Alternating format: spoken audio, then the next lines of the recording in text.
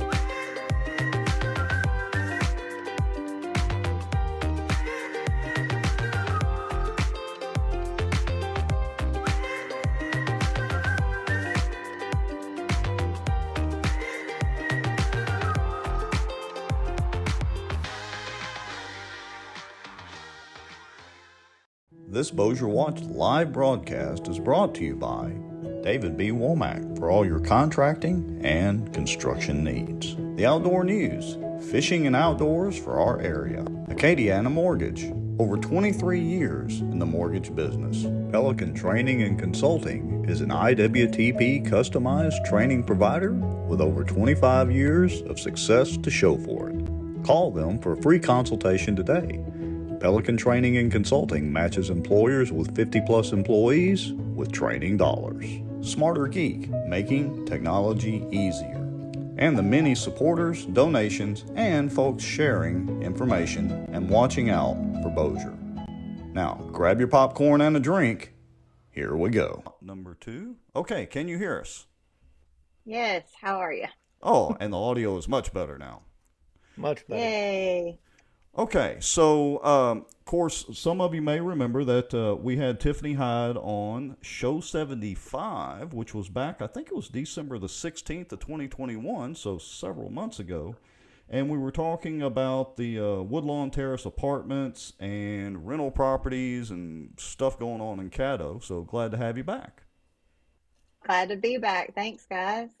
Now, you've got a little connection to this story with Elijah Williams, and you wanted to come on and kind of share that story, so I'll just turn it over to you, and why don't you just tell us what your connection is? Well, on 4/12, so April 12th, I was driving down Uri Drive and Southfield right there in front of the Circle K, and I noticed in front of me there was a car, and they were trying to go around another car, and there was a car right beside them. There was nowhere for this person to go, like nowhere. They were blocked in, and they just crushed into the back of the car in front of them. And I'm sitting there just watching this unfold, and I'm thinking, okay, what's going on?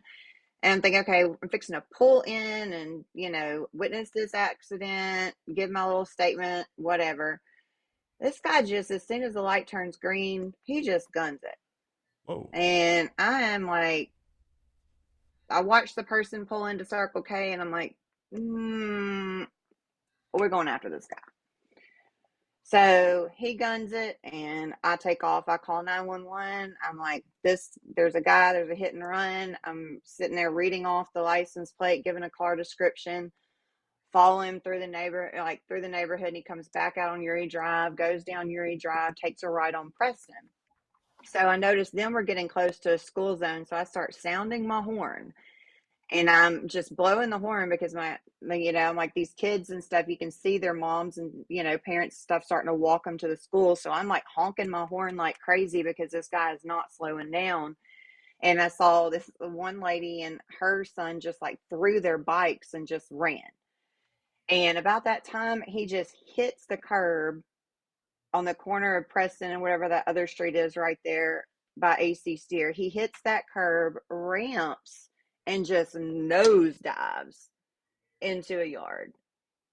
Totals the car out. I'm like, oh my gosh, I just can't believe I just sat here and watched this. Gets out of the car, takes off running, jumps a fence. He's wearing a black tracksuit, jumps a fence, and I'm like, what just happened? What the heck just happened? And so you're still on the phone with 911 the whole time, right?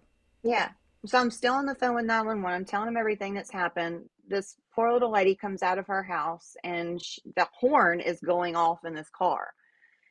So we try to talk to this lady and explain to her, she's a little elderly lady, what's going on. And bless her heart, she was blind and she didn't understand why the horn was going off, and we couldn't turn it off. And we were trying to explain to her what was going on. So I go to try to disconnect the horn. Well, the hood and everything is stuck to the car because it is completely crushed down the front. So a few minutes later, these two other guys pull around. They're like, are you looking for this guy? Are you looking for this guy? And I was like, yes. Where'd he go? And so they told me, they said, he's hiding in the bushes. He's hiding in the bushes. So I get in my car and I go to drive around, and that's where St. Joseph's School is. And so everybody's in car line over there. Right. So I trying to see, if I can see any trace of it, because he took a white bag with him when he jumped out of the car. So I'm looking around and I don't see anything. I don't see any movement. And so I'm like, well, I need to go back over so I can give the police report. You stay over here in this area. I'll stay over here in this area. And then I'll point the police over here and you point the police over there. I'll tell them you're over here. So we were kind of tag teaming it. So I go over to report the police, and about that time, I see a guy walking down the street right in front of AC Steer Park and right in front of AC Steer. Now, let me interrupt you for a second. You're still in your vehicle at this point, or you're out walking? Yeah, I'm in my vehicle. Okay. No, I'm in my vehicle. So I'm like, that's the same hair, the same shoes, because he had red shoelaces, because I was scanning this guy head to bottom. It's like, everything. The same red shoelaces, the same haircut. He had put on a set of glasses. He had changed shirts. Same black pants.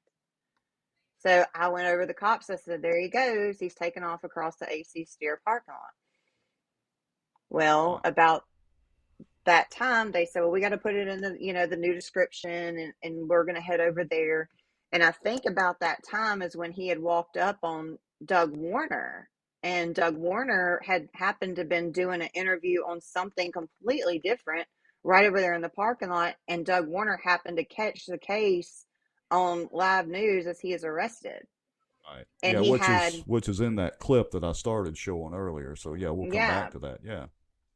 So when I stopped and talked to the police officers and gave them everything that had happened, they're like, thank you so much. He had a warrant out for his arrest, and, he needed to be behind bars. And so I was like, well, they're like, we need to try to get, community to help more. And I was like, anything I can do, And so got it all squared away, felt a little good about it. And then 2 weeks later, I'm watching the news, and pow, pops up, and I see Elijah Williams' face. So at this point, during this car chase and all that, he's not at that time a murder suspect, correct? Not at that time. He just has a warrant out. And if I remember correctly, remember the story, because I was trying to scan all the notes today, the warrant was for the same situation that Doug Warner was reporting on that we were showing, which is dragging this girl or girlfriend, whatever she was, down the street or whatever, and then it damaged her phone, and the judge was supposed to order him to pay the money. He didn't, and that's in contention with the DA's office and all that. So the warrant, if I remember correctly, was for that during your car chase, correct? Yeah, he didn't show up to his court date on 4/4. Okay. And so they had a bench warrant out for him because he didn't come to his court date to finish everything. He never showed up, and so they had a warrant out for his arrest from that, for him not showing up for court. So this is like days, literally just days apart. The timeline's crazy. Now, the accident where this happened, was this him fleeing the scene of when he drugged the girl? No, this was him fleeing the scene just of a hit and run. Like, I don't know what the heck, I don't know in his brain. I do not know what he was thinking that day, trying to squeeze through these cars, because there was no reason for him to even try to squeeze through these cars. I don't know what he was trying to get away from that day. So he basically just rear-ended somebody and then did a hit and run then. Yeah, Okay. he just creamed somebody and left. Well, because one of the thoughts when you started telling the story was it could have been some kind of gang-related deal, and he went up there to bump somebody, and could have potentially been a shootout or something like that gone wrong, and he took off or something. So. Yeah, I have no idea. For the life of me, I could not understand why the heck that even happened. And I guess my adrenaline, probably, poor sense of judgment, everything else kind of snapped in all at the same time. But I just wasn't. When I realized, when the people pulled into the gas station, and I realized that those people, had just been hit, and I think they thought, oh, well, there's somebody's going to come and assist. They're just going to have a just normal wreck. And then I realized that this guy just took off. My instincts were just kind of like, you know what? I'm not today. Wrong girl. No. Well, and look, the fact of the matter is a lot more people need to step up to the plate over in Shreveport, because usually with the shootings and all that go on, somebody sees or somebody knows something, and a lot of them are afraid to take any action. And look, I get it. There's obvious reasons why they don't want to be retaliated against. Why don't you describe real quickly, for the folks that are watching, your experience with calling 911? Kind of what was that like being on the phone with them? Is it like it is in the movies? I mean, how long did it take for the cops to locate you and get to the scene of where y'all were looking for him? When I called 911, they were very helpful on the line, and I told them, I was like, look, if you try to pull me over, I'm just telling you right now, I'm going at a high rate of speed, and I'm probably, not pulling a full stop at a stop sign. I'm probably not doing what I'm supposed to be doing, but I'm going for him. So I'm just letting you know, I'm giving you the full description. And she was trying to talk to me, and I was like, I just want this on recording. So everything that I'm saying, I just want it to be recorded right now. So you just take my notes. And she froze. Okay. Wise on her part to call in and and have that recorded. Right. Very wise. Yeah, I agree, and that's kind of one of the reasons I wanted to have her on the phone too was so that she could share that experience with us. Now, let's see, she's trying to come back in, but looks like her video froze for some reason. Yeah. So this event happened, and obviously they caught the cat, and I guess she's going to tell that part of the story, right? Well, maybe so. That's what I was going to see, because I hadn't talked to her about this whole scenario before the show and see if she was there. But I want to go ahead and share a couple of comments, and we'll give her a minute or two maybe to come back in. But Cassie Rogers says, my boss was at this accident too. She stayed with the driver, had no idea this was him. Scary big time. Yeah, because obviously this guy's not in his right mind. She also said, if she's not mistaken, it was a young lady with a child that was rear-ended, and she had no idea who he was or why this happened to her. So it just sounded like it was, an obvious accident mistake on his part that led to his arrest. All right, so there's Tiffany back. Let me see if I can get her back in real quick. Can you hear us? Yeah, I don't know what happened. I was just talking. Yeah, a little camera freeze. So, all right, so walk us through the process of you told the cops, here's the new description. They're getting all that keyed in and going to look for him. Were you there when they actually caught him and arrested him, or what happened after where you left off. Yeah, I was standing over off Preston. They arrested him over off of closer to AC Steer. So I didn't watch, them stick him in the car and everything. I actually ended up picking up my daughter from school, taking her to a place she had to be, and then I returned back to the scene because I told the officers that there was a bag that we needed to try to locate because I didn't know if there was something maybe in that bag. Yeah, some evidence or a gun or something. Who knows Yeah, what he may have and had. so I came back to the scene after I dropped her off, and we went on a ground search trying to find that bag, but we never recovered it. It was ditched. Wow. Well, that's definitely worth you being on the show tonight to hear that story. When you sent the message, a couple of days ago and wanted to share it, I was like, yeah, this should be pretty interesting. So, as we kind of wrap this up, and we're going to move on to some other topics, what would you recommend to the folks watching? Whether you're from Shreveport or Bossier, it's not like we don't have crime over here in Bossier too. We actually do as well. But what would be your message to the folks watching? We always hear the see something, say something deal. What do you recommend people do if they're in a situation like that? Should they have their phones recording? I mean, what do you think somebody should do? Honestly, I would say first and foremost, follow your gut instinct.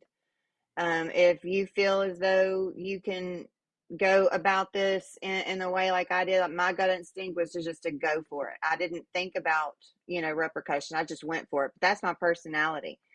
I do believe that we need to stand up as citizens and do something and say something, but I will tell y'all something else that I do feel about this entire thing is after something like this happens, follow up with it. Because there's a lot more pieces to this story and a lot more stuff that happened even after the actual incident itself that I followed through with this story, and it all ties in to even today with them still not being caught. So don't let the ball just drop, as a citizen. You see something, you say something, and you keep saying it until you're heard. Yeah, that's a great piece of advice because so many times people, they'll see something and not get involved with it, or, like you said, they don't follow up to see what happens. So, all right, I'm going to end it with this, and we certainly appreciate you coming on here and sharing your story. You're welcome to come on anytime you've got something interesting, the next criminal you help catch or whatever. But I'm going to go back and I'm going to pick up Doug Warner's video from the point where I think, he's there when they actually catch the guy or whatever. And so if you want to, just keep watching the show or whatever, and we'll continue on. And, of course, feel free to comment, and some of these folks that may have questions for you or whatever, maybe respond to their comments. Duke, you got anything else to add? I'll stay on. All right. Thanks, Tiffany. All right. Thanks, Tiffany. Thanks, guys. Appreciate it. Okay. Congressman Clay, Captain Clay. I prefer to call him Captain Clay because I respect him more as Captain Clay than I do as Congressman Clay. But let's bring him in. Hello, Congressman. How you doing, fellas? Listen, I'm not sure how my audio is. It's difficult to tell from my device here. Sounds pretty good, and the video's pretty good. A little bit of lag, but that's okay. The audio does sound great, so we can deal with a little bit of lag. It's technology and the internet and all that. So glad to have you on. Glad you're able to join us. Yes, sir. Happy to be here. I'm glad it worked out. I've been rolling all day from meeting to meeting, and I have barely managed to be able to sit here and get my computer to function to join you gentlemen. So I'm happy to be here, though. Well, I'll tell you what we'll do, Duke. Instead of doing our countdown tonight, which, Congressman, we normally do a 3 or 4 minute countdown, lets people join in and all that. We've been online now for, 4 or 5 minutes anyway. Why don't we just go into it? We'll skip the countdown for tonight. Jump in, brother. I'm ready. Well, Captain Clay, I got to tell you, it's been a while since I seen you. In fact, you weren't even a congressman at that time. And down at the State Central Committee meeting, I think you were weighing whether to become a politician at that point. And man, did you become one, and become one in a big way. And how's it been? Well, when we pursue the illuminated path that the Lord has prepared for us, it's wrought with challenge shall we say, and yet incredible reward. It's been 6 years of congressional service for myself and my family. We have navigated through the complexities and the bizarre realm of Washington, D.C. now for 6 years.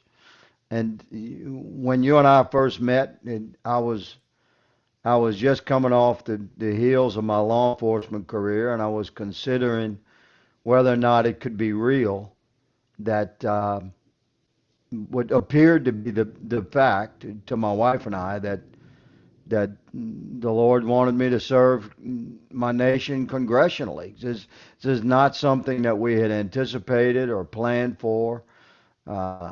It just became manifest on my journey in life. So I embraced it, and we won despite the incredible odds stacked against us. And I've been reelected twice since 2016. I'm about to be reelected again. So, whether the establishment guys in Washington, D.C. on both sides of the aisle like it or not, Clay Higgins coming back to Congress for a fourth term. I was reading some statistics earlier, and correct me if I'm wrong, but I think you've actually gained percentage each time you've been reelected. So it's like you're gaining popularity. We have won by an increasingly significant margin, shall we say. That's very humbling for me as a man, but it is true. So although it's not a flag I wave around, it's not that, a gentleman don't brag like that, but that is true, good sir, yes. The last time we won with, I think, 69% of the vote. We do have, just as a technical note, we have thunderstorms rolling through Lafayette right now that may interfere with our signal. I'm not sure if it does. I very much apologize. Oh, that's okay. If it happens to knock you out and you're able to come back in, just use the same link. If not, we got a call-in number, or we appreciate whatever time we get to spend with you and talk. So however it works out. Yes, sir. And regarding topics, let me say I'll answer any questions that are presented to me, and I'll answer candidly and unscripted. That's my nature. And before we begin answering questions, let me just express my gratitude to you two gentlemen, doing your best to bring an honest perspective of Patriot America to the air on a regular basis. And I'm happy I've been able to join you. Well, thank you. I mean, we appreciate it. And like I said in the beginning, I don't know if it's my opinion. Captain Clay, I don't know exactly what you prefer. Thinking I know you the way I know you, I think you probably you think being called Captain Clay probably is more respectful in Congress, because to me, a law enforcement guy having to go to the heart of the land of the beast up there, which is the swamp. I mean, it's got to kill your soul. I mean, because your background, you're able to just go after it. Up there, you got some limitations. You can't just go straight forward for it like you would like. Is that right? Is that what you've experienced? Yeah, you have identified an interesting fact. I'm an Army veteran, and in the Army, we were trained to identify the bad guy and shoot him, and then as a cop, you train to identify the suspect and harvest your evidence and put together your probable cause, and if you have solid and legal and righteous probable cause, then you have grounds for arrest, and you make the arrest. And it was very clear, like in the history of my life, things were much more black and white than they are now, because in D.C., it's easy to identify the bad guy, but you have to ride on the elevator with them. And you asked about titles, people call me. It's very common. Folks call me Cap because that's how I'm known. And a lot of youngsters that have grown up now, and some have kids of their own, and call me Uncle Clay. I was known as Uncle Clay throughout the community that I served in law enforcement for a long time, mostly by youngsters that, and again, they've grown. They have youngsters of their own now, and they all call me Uncle Clay. But to be called congressman, there was a time in our nation when that was indeed a title of great honor. It's not the founders' fault. It's not historically. It's not our nation's fault that D.C. has become the realm that it is right now, and it's heavily populated by absolute enemies of the republic.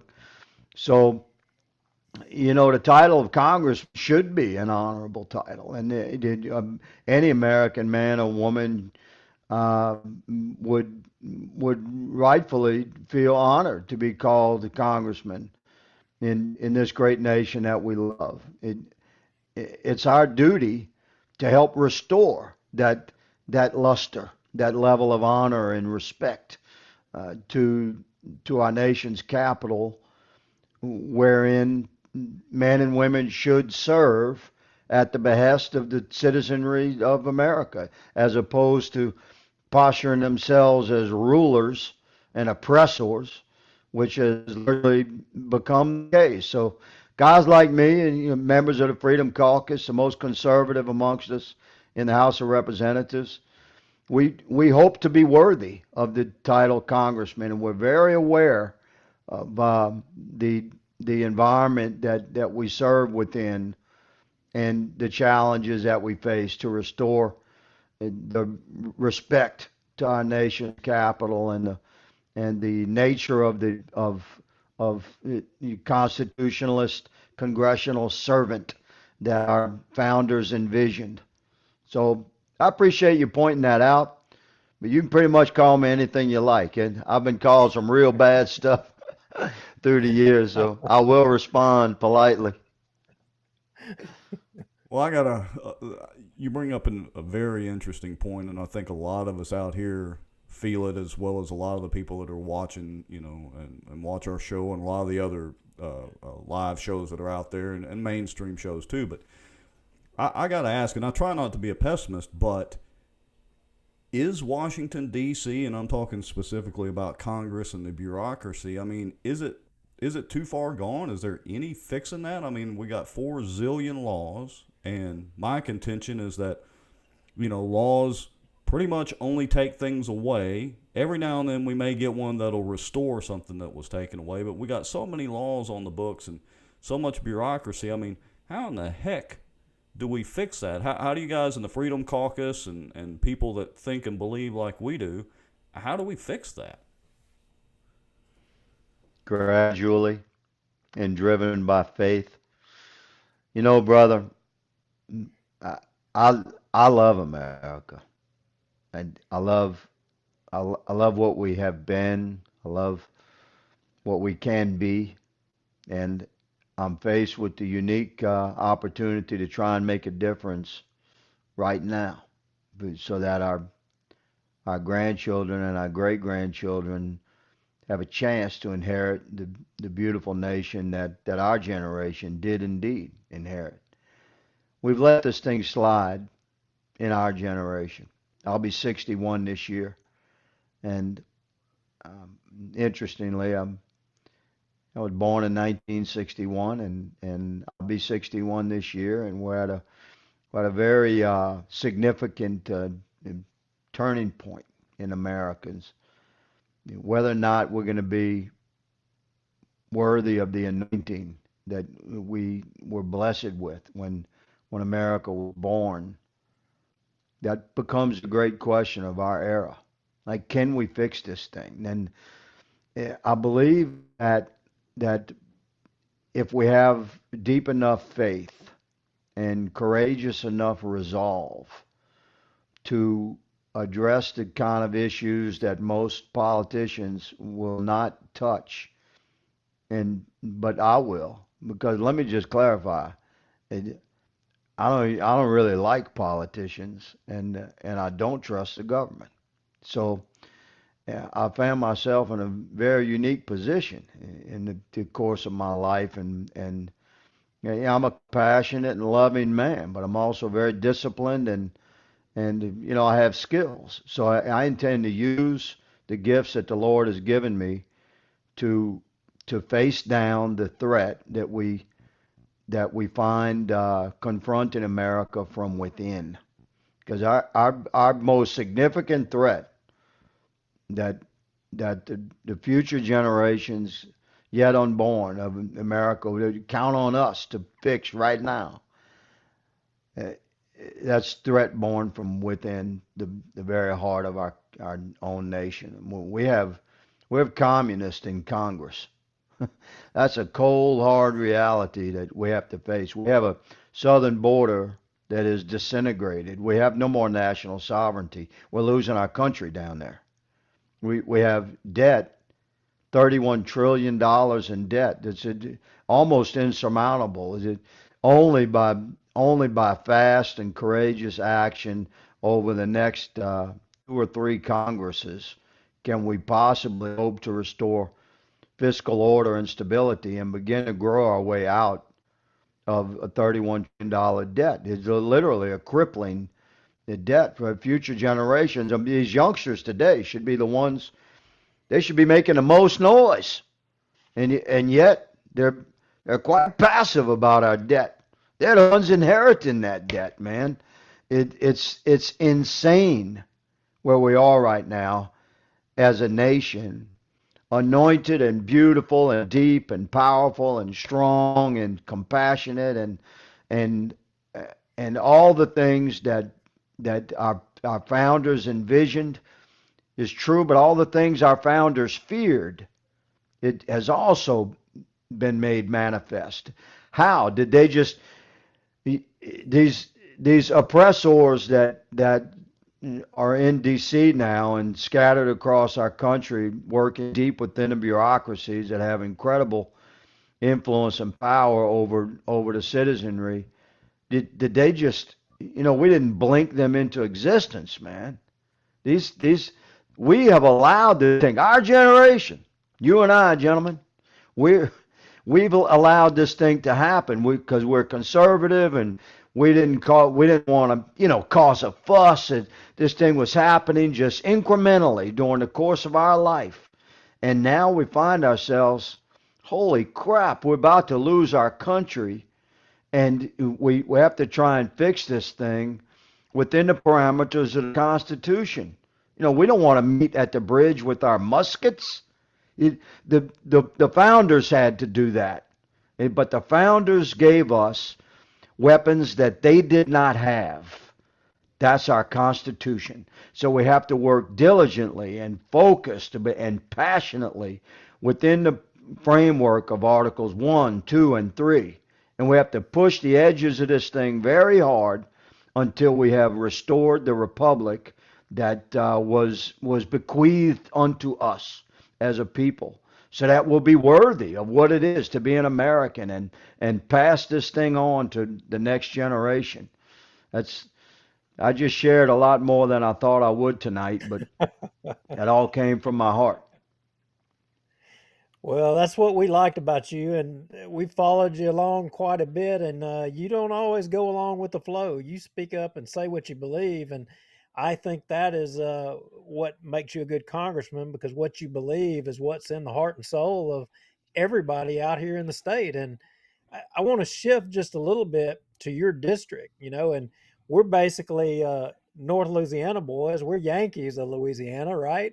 And so somebody said, Yes, sir. well, North of Clay, I-10, Right. yeah, Clay Higgins, he's a South Louisiana boy. What on earth would he want to talk to anybody from North Louisiana? Well, the reality is a lot of folks, have been displaced from South Louisiana. They moved north, and there's a lot of family up here. We get folks that ask us questions about the Gulf Coast, and your district in particular. In recent years, y'all have had some tough goes of it. Y'all been hit pretty hard, and you know again, us following you, we've noticed that you've been a really strong advocate for your district and hurricane recovery. And, you know, talk to us a little bit about that. I mean, we know a little bit, but I don't know that everybody up here maybe knows kind of a lot of the things you've done. We've seen you trying to get things in the most recent budget bills. You know, talk about that a little bit for us. Yes, sir. Well, I'll go to the end first, and then we'll step back to the beginning in respect to everyone's time. But my office has worked very hard to deliver recovery funding to the people of Southwest Louisiana. We suffered a brutal hurricane season a couple of years ago, man, and I've never seen anything like it. I mean, the Hurricane Laura hit so hard, so fast. I've lived through many storms as a South Louisiana resident, but all my life, and we'll step back to that in a minute. But we have delivered almost $3.2 billion. $3.2 billion. That's 3,200 million of federal funding, all American treasure, that's been appropriated by the compassionate heart of the people of America to help South Louisiana stand back up after intense and incredibly damaging, just merciless hurricanes. So all that money has been delivered from the federal treasury to the state treasury to be dispersed through the state bureaucracies. And the big problem, which we can address momentarily if you like, the big problem once again is the bureaucracy. The greatest challenge that citizens of South Louisiana face right now is that the storms come and go, but good Lord, the bureaucracies run on forever. You can't navigate through them. Regular folks and businesses and men and women that have paid taxes all their life and found themselves just knocked down on their ass after an incredibly damaging hurricane and find themselves recipient to the compassion and love of their fellow citizens that have supported recovery funding and long-term funding, and then guys like me battled with the assistance of my colleagues that stood with us in Congress to get funding pushed through. And now that money is just stuck, man, most of it just stuck in bureaucracies at the federal and the state level. And the whole system is broken. I'd like to change the whole paradigm about how relief funding is actually delivered to the American citizenry and the small businesses and the government entities at the local level that deserve the funding, because this money gets appropriated and you know, Congress pats itself on the back, and then it gets delivered to the state, and then that's it. It's forgotten about. We still have the 2016 floods, like 1,000-year flood, man. 2016. Congress delivered, let's call it $1 billion in recovery funding within 6 months of that flood. You know, 65% of that money is still in the state treasury. It's from the 2016 floods. So anybody that argues that the bureaucracy works, they're full of crap, man. The bureaucracy is the problem. This thick government at the state and federal level is not America's friend, and we've got to pull this thing back. So my office, you're right, yes sir, we've worked incredibly hard, totally dedicated to helping the citizens of my district stand back up after getting smashed by Hurricanes Laura and Delta a couple of years ago. And we've been very successful, quite frankly, in delivering funding. But the bureaucracies are not letting that money flow the way it should. And I'm fighting to change that. What I have to change is the whole system, though, that has become manifest over the course of 30, 40 years. Remember what Ronald Reagan said 40 years ago. He said, the 10 worst words you can ever hear is that I'm from the government and I'm here to help you. That the government is not your friend, and it's gotten worse, obviously worse, incrementally, exponentially for the last 40 years. So as bad as Ronald Reagan, warned us that the government bureaucracy was, it's horrible now.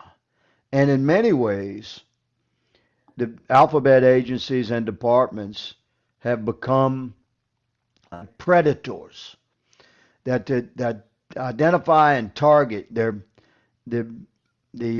American citizen or business that they choose at that time. It depends upon who's working and where and why and what the agenda is and who's pushing buttons. But we have to stand up against that. We have to. How do we stand up against that? Through Congress, through committee investigation, and by exposing the deep state actors and the bureaucracies that have abused their regulatory authority that legislation has gradually granted unto them. And they're targeting Americans and persecuting Americans. And you never really hear about it in the media, but I hear about it because I work on case file after case file after case file through my office officially, trying to help American citizens and businesses that have been targeted by alphabet agencies and departments of the federal government. So hurricane recovery is very much languishing in communities where it need not languish, not because we haven't delivered funding, because we have. Again, 3.2 billion, man. It's 3,000 million. That's 3.2 thousand million. That's a tremendous amount of money. But if the money is not accessible by the citizenry, then what good is it? Just sitting in the state treasury somewhere. So let me yeah, I'm pretty passionate about helping people. Let me ask you this. So for the average viewer that's watching, and they're just worried about the, gasoline being $4 something a gallon and milk. I don't even know how much milk is these days. What can the average person do to try to help you and our other Congress people and all that are on the good side of things? What can the average person do to try to help y'all out and try to remove these roadblocks? I mean, is there anything that we can do other than pray? Yes, sir. You can support constitutionalist candidates at the local, state, and federal level. That'd be your Freedom Caucus style candidates. Because we listen, we have real problems, guys, within the both parties. The Democrat Party is gone. It's run by communists. I mean, it's really shameful what the Democrat Party has allowed itself to become. But let me tell you, we don't have to look very far. As Republicans, we can look it square in the mirror, because what's happening within our own party is horrible as well. We're allowing these big government Republicans to get rooted deep within our own party, and that's not right. Republicans, we're supposed to be the party of greater individual freedom, state sovereignty, secure borders, indomitable military, smaller government, balanced budgets, less regulations, greater free enterprise. We should never allow ourselves as a party, Republicans, we should never allow this mentality that, well, we will just be better managers of the nation's decline. Man, to hell with that. I'm not participating in that. And as those guys identify themselves within the Republican Party, they have the right to believe that crap, but they need to get the hell out of our party. and they need to be voted out of office by Republicans. So you ask, what can we do? And when guys like us, when we say we mean we the people. What can we do to help save our republic and restore our individual rights and freedoms? Well, you can look for the constitutionalist candidate. Everything from the city council and the school board, to your state representatives and senators, to your governor, to your federally elected officials, your congressmen and senators. All of us should be looking for the real constitutionalist, the true Freedom Caucus candidate. You elect that man and woman across America, and I don't buy it that we cannot win constitutionalists. I don't buy it that constitutionalist candidates cannot win in even Democrat districts, because the constitutionalist message is very clear, and it resonates across party lines. If we're courageous enough to deliver the message, then Americans hear it, and it speaks to the heart and the soul of us as Americans and patriots, no matter what party we happen to affiliate with, where we are in the economic strata, what our history is, or our color, or our creed. Freedom is cool, and a strong nation that has conservative principles and a balanced budget, a secure border. This is win, win, win, win for every American. So I believe that we as voters, as taxpayers, we have an obligation to our children and our grandchildren. We have an obligation to seek out and elect the strongest constitutionalist candidate in every election. That's how we can turn this thing around. Well, I agree 100% with you, but I think the challenge is figuring out who's really a constitutionalist, or who, those that have just labeled themselves. I mean, look, everybody says they're a conservative. If they're a Republican, they say they're a conservative. And my simple litmus test, and Duke can testify, and most of our viewers can, because I ask every candidate, is simply, what is your stance on the Second Amendment?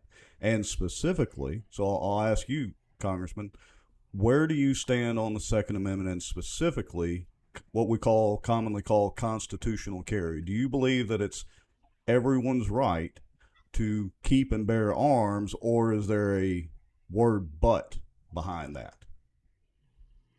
No, I'm a constitutionalist. I carry a Kimber 1911 at all times. You understand? I did have one on my desk right here. So I'm that guy. And what we have to realize should be a real simple answer for any actual constitutionalist. And quite frankly, we should be able to carry concealed or open wherever we go. That's it, because you know why? Because if we're a law-abiding American citizen, then we have the right to keep and bear arms. And the Second Amendment has nothing to do with hunting. Well, every time somebody says that, I just want to slap them. The founders hunting was not debated and discussed as the Constitution was born, and the Bill of Rights was debated, and the exact verbiage of all of our amendments, including the Second Amendment, was discussed, and the anointed writ was when pen was put to paper, and the spirit and soul of these founding Americans was transcribed forever to be acknowledged by the generations yet to come of this beautiful nation. The Second Amendment is the final stand of freedom for a sovereign state and a law-abiding community, should we ever face an oppressive federal government. And anybody that doesn't understand that we should absolutely, have the right to keep and bear. You know, we're talking about to be able to keep and bear what the founders pretty much identified as light infantry weaponry. We already have laws we follow. You know, none of us can walk around with a howitzer. You understand? We have to, below as long as we're following the laws of our sovereign state, and as long as those laws are constitutionally sound, then we can carry and practice our Second Amendment rights within the parameters of the actual Second Amendment. No law should restrict our actual Second Amendment rights. If it does, then it's not a constitutional law. Now, since the beginning, municipalities have rights to pass laws. That's a community law. And the founders debated this heavily, but they absolutely recognized the right of a community. That's a small community, though, when you're dealing with this. That's why local elections are very important, because any restrictions of our Second Amendment rights to keep and bear arms, that better be a local law. And at the state level, the law should certainly reflect the Second Amendment writ. At the federal level, it should be sacrosanct, man. It should be totally protected. There should be no federal laws restricting our Second Amendment rights. Anywhere you bump into restriction of your right to keep and bear arms, that should be the rights of a private business or a property owner. In other words, a private business, that's a property owner, homeowner. I have the right to stop you from entering my property if I don't want you there. So those rights should not be restricted as we look at how they apply to Second Amendment rights. But absolutely, there should be no federal restriction, and at the state level, the sovereign state should be reflective of our constitutional rights and freedoms, including, of course, our Second Amendment rights. There should be no law at the state level that restricts our Second Amendment rights and freedoms. I hope I've made myself clear. Oh, yes, sir. And Duke, you better chime in, because you know me, I'll stay on the Second Amendment all night. So. I know you will, and I know Captain Clay will be all on it all night too. Hey, I wanted to talk about something else. I mean, this Biden administration, and you know, I lump all of DC in there, but you know, your district is being impacted by, you know, having industry shut down. I mean, and having industry squeezed, you know, like stopping the oil and gas, you know, leases down there. I mean, that's got to be devastating to your district and to the state as a whole. And I know, like with the GOMESA funds, you know, that helps on a lot of restoration projects. How are things looking on that front down there? Well, let me say that Louisiana has a toxic legal climate that has targeted the oil and gas industry out of Baton Rouge. Before Biden was inaugurated, you notice I didn't say elected, but before Biden was inaugurated, Louisiana was already a difficult place for oil and gas industry to do business as compared to, say, Oklahoma or Texas, where you have, you know, here's reality.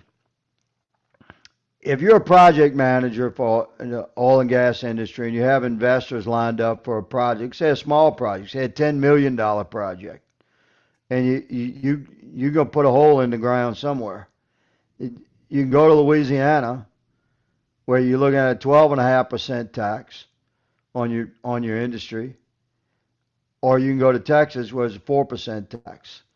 You can go to Louisiana, where you're almost guaranteed to get sued. Lawsuits and toxic legal climate that's been supported and pushed by our own governor since he was first elected. Or you can go to Texas, where you're almost guaranteed to not get sued. Or Oklahoma, same thing. Where are you going to put a hole in the ground? My point is, the oil and gas industry has suffered under the oppressive weight of executive action and policy out of Baton Rouge now for 6 years. When Biden got inaugurated, tragically, he doubled down on that at the federal level.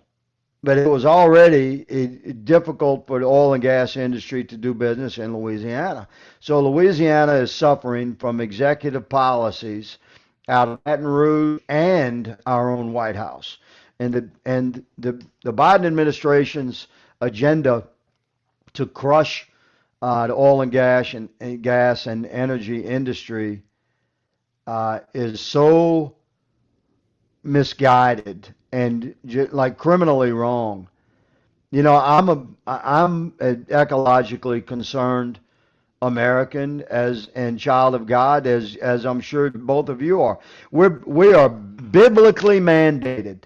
We're biblically mandated. The Lord gave us dominion. The translation, dominion over the earth and the creatures thereof.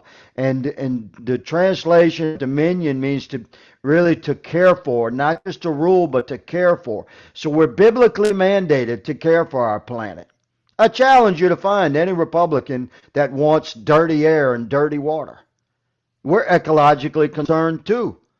But as it relates to energy, you want your energy clean, efficient, affordable energy produced in the area of the earth because it's going to be consumed.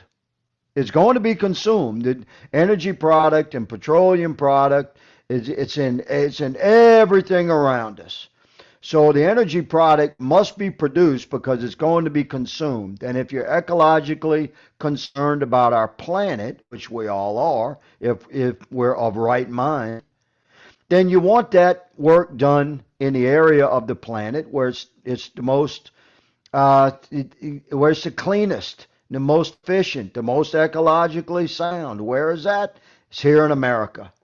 So the Biden administration and the extreme left of the Democrat Party, the Green New Deal folks, they make a lot of noise about caring about the ecology of the planet. But then they embrace this agenda, this war on American oil and gas industry, and push that industry off into nation states across the planet that have horrible ecological records. They're not nearly as clean as here in America. So I oppose them on every level. Nobody wins this debate with me, by the way. Nobody on the left will even engage in this debate with me because I crush them. You care about your planet? Good. Your energy product in everything you use, the clothes on your back, everything in your house, every part of your car, every part of the iPhone that you're using to use your fake account on social media to attack me with. All you liberals out there that say you love the planet, if you do, you should want the oil and gas industry here in America performing all the exploration, extraction, production, refining, and final delivery and packaging and petrochemical industry to deliver the raw materials for all the products that we use. You should want that done here in America. The Biden administration is wrong, and they're pushing an agenda that's very damaging to our planet and is smashing the American economy. Amen to that. Can't put any better than that. We did have a question, which you kind of, I think, just addressed right there, but I'll put it up anyway. So, let's see, who is this? Polly Glover from Ascension Parish says, and I'll put this up on the screen, says, Congressman, will we see a decrease in GoMesa funding due to the downturn in production and Biden administration? We need the land. Any thoughts on the funding there? Well, listen, every American industry has been impacted, and all the revenues that industry would deliver at the local, state, and federal level will certainly suffer from the policies and the agenda being pushed by the left. It's been shoved down the throat of the American people right now. We have a Congress that's out of control, run by Democrats, 100%. You got Article 1 and Article 2. Thank God we have Article 3, right, fellas? Thank God we have, we've been able to staff the federal courts with some solid patriots, hundreds and hundreds of them across the country, because our court system, as much as we can complain about our court system, imagine if we did not have some level of conservative majority control in Article 3. Because we don't have Article 1, which for those of you listeners and viewers that don't know, that's the legislative branch of our government. That's Congress. That's a bicameral, bipartisan Congress. That's divided between two chambers, the lower chamber, the House of Representatives. That's the House of We the People. We have a 2-year election cycle. Why? Every congressman and congresswoman, because the founders wanted a bad representative to be replaced very quickly.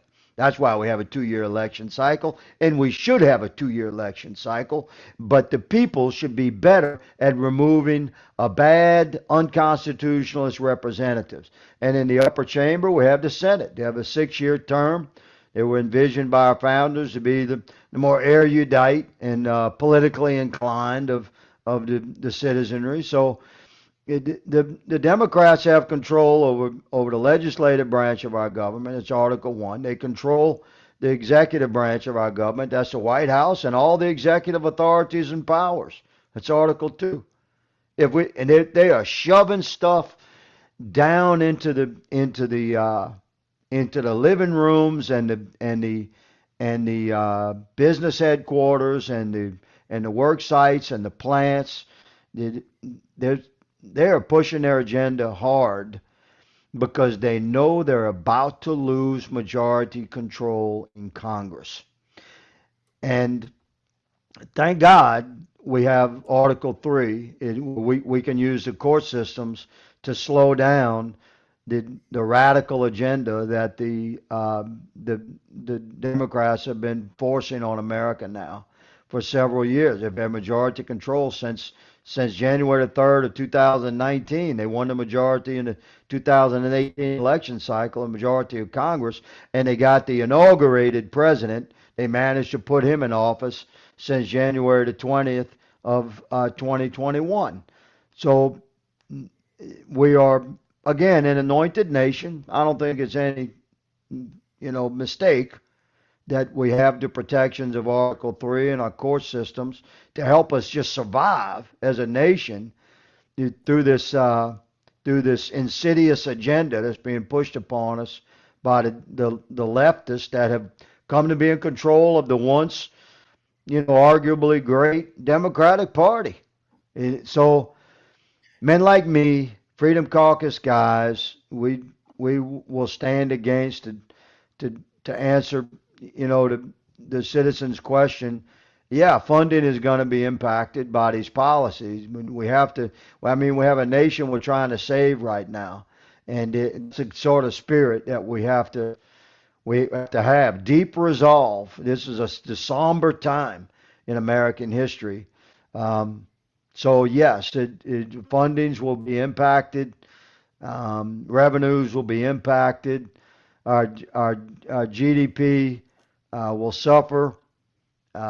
American citizens, our actual ability to pay our bills is going to suffer as inflation continues out of control, government continues to grow, and some of us are doing our best to slow this thing down. That's why the Freedom Caucus is calling for recorded votes on everything coming through the House, blowing down the Democrats from pushing all these damn laws through. That it's really ugly, the kind of thing that they're doing, and they're quite skilled at selling their agenda with clever titles. I mean, only 9 of us voted against this baby formula thing. The legislation that they pushed through knowing that even Republicans would be frightened to vote against it because they were scared of fading the heat because of the pretty title. This was legislation that gave greater powers to the very federal authorities that caused the baby formula crisis to begin with. Amen to that. And man, really ugly what they're doing. But some of us, I don't care what these politicians think of me, man. Well, I don't work for them. Yeah, I don't like them. I don't work for them. You brought up a good point that, yeah, the baby formula situation was caused by the federal government. And we have a lot of politicians and a lot of them on the local and the state and the federal level that their bragging rights seem to be how many laws or bills that they were able to introduce. And I'm like, no. That does not show me how great of a legislator you were, because you're only making it worse unless those bills are to remove some existing restrictions and bureaucracy that's all already there. Bingo. Man, somehow or another, we've gotten to a point in our country where these guys are rewarding themselves for failure. The founders intended for it to be very difficult to pass federal legislation. Why do you think they intended for it to be very difficult to pass legislation? Because the founders recognized natural law. They knew that the founders recognized that mankind is apt to be corrupt since Adam, and therefore, when you have mankind placed in positions of authority, you're apt to have corrupt authority. And therefore, the founders, through their anointed wisdom, recognized that if you were to have a nation where men could live free and where sovereignties would be the norm amongst the communities and households and the several sovereign states, as a new nation emerged and stood up, the founders recognized that the elected officials, although a requirement of any republic, elected officials would have to be constrained so that we could protect our nation from the corrupt nature of man. So these guys that think, oh, look at all these laws we passed, yay for us. It's the opposite is true. That's right. Legislation at the local, state, and federal level should always protect rights and freedoms of the individual. And the more you restrict rights and freedoms of any American citizen, the greater power you give to the corrupt few that gained authority and control, including unnamed, unknown, unelected bureaucrats that populate this massive federal government and bureaucracy, this system that again, gentlemen, we're responsible. This thing happened under our watch. And therefore, I'll be damned if it isn't up to us to fix it, right? Because I don't intend to leave a failing nation to my grandchildren. No, sir. I'll give my last life's blood before that happens. I'll admit I feel a little better tonight after talking to you, because I was almost to the point where all hope is lost. Almost. Go ahead, dude. Well, I don't want to be the guy to bring it down, and because, man, that is such a high note there. But a lot of folks, and look, I'm going to tell you, me, myself, I mean, I'm going to go there. Me, myself, I feel like DC is a lost cause. And yeah, I agree with you, Captain Clay. Electing true, conservatives, constitutionalists, yeah, that's the way forward. But to people who after 2020 don't have faith in the process anymore, and they don't have faith that the elections are fair, I wonder, do people on our side of the aisle up there, do they, the Republicans, do they realize how much angst people out here on the street in flyover country have, that they've lost hope? They don't feel like they can trust elections anymore. No judicial system would take anything up. And if anybody's found guilty, or actually it makes the light of day that they did something crooked in DC, oh, they're just going to get some leftist judge that was appointed by Obama and, give them a pat on the hand, and there won't be any real discipline. DC's broken. They protect themselves. You see it going on right now today with the Sussman Russia collusion crap. I mean, the FBI lied their ass off. Lied. It's being proven today in court. Today. And the worst that guy Sussman's going to get is a slap on the hand. People have no faith. I mean, I don't know. What would you say to somebody? And that's me. What would you say to me? I'm going to help you feel better, brother. I want you to listen, if you would. I say this with a great deal of humility and respect, because I'm talking to not to American patriots, but I'm speaking through the heart of our patriotic love for our country. So what you're expressing is the acknowledgement of the reality that your intellect is allowing you to observe, and you're speaking honestly based upon that wisdom.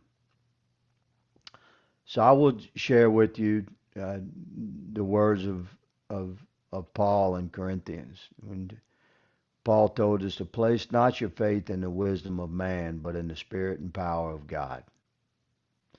And from our perspective, as we're discussing the challenges our nation faces, I'll refer again to something that I believe, that we are an anointed nation. And therefore, as an anointed nation, the Lord will never abandon us. If America's future can live within the heart of patriots, then our Savior will illuminate the path to preserve our republic, and we'll make it through this dark time.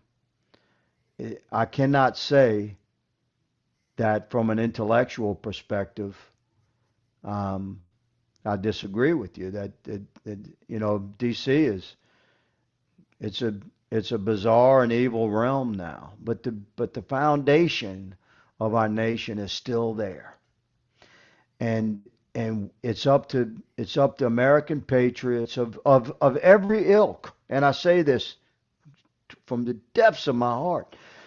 Every American, regardless of your party affiliation, your creed, your culture, how much money you have or don't have, what your background is, what your religion is. If you are an American citizen, then you're part of this thing. You're part of the fabric that weaves the flag that waves in glory above us, and therefore, every American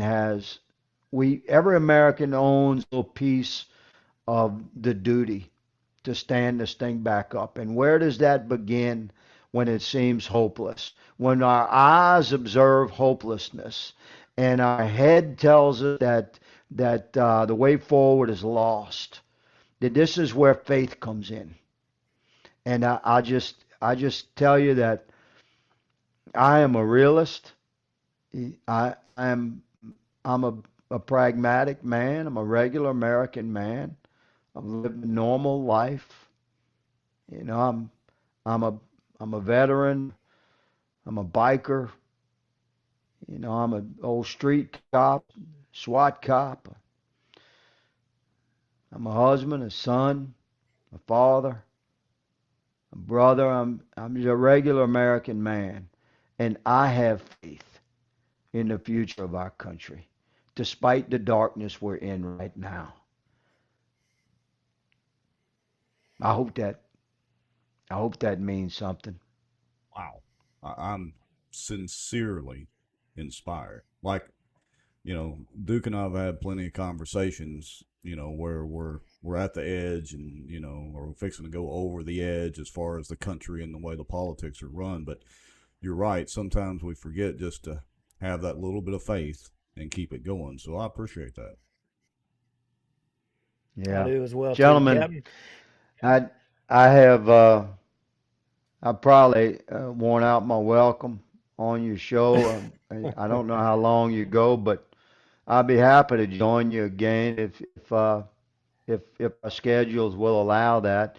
I work for you. You mentioned you're North Louisiana. I serve all of Louisiana, and by extension, I serve Americans from sea to shining sea, and it's my great and solemn honor to do so. So, the founders envisioned that the elected officials would serve the American people, and I hope to be worthy of that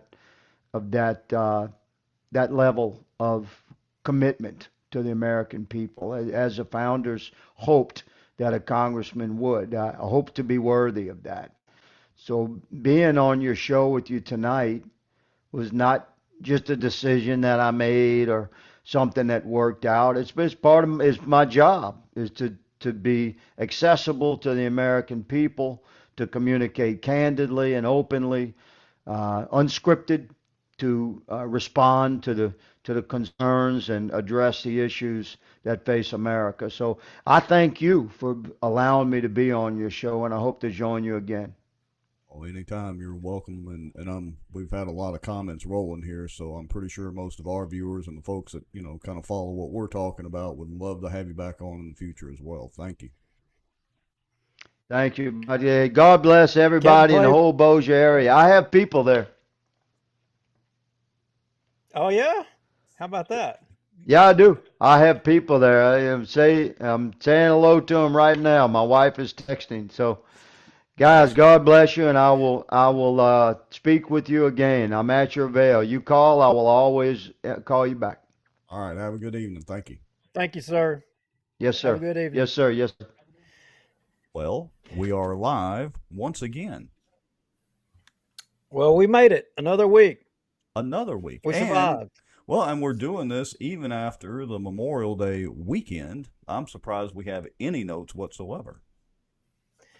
I was thinking tonight was going to be a pretty lame show, and we wasn't going to be able to really get anything in. But as it would turn out, Tuesday morning, man, politics is the gift that just keeps on giving. Yeah, when we first started out this morning, I was like, man, what are we going to talk about? And I reached out to you. I was like, hey, got any ideas on what we're going to talk about? And lo and behold, we have stuff to talk about. And we've had a guest just straggle into the show here. What's up, Scott? Hey, guys, how's it going?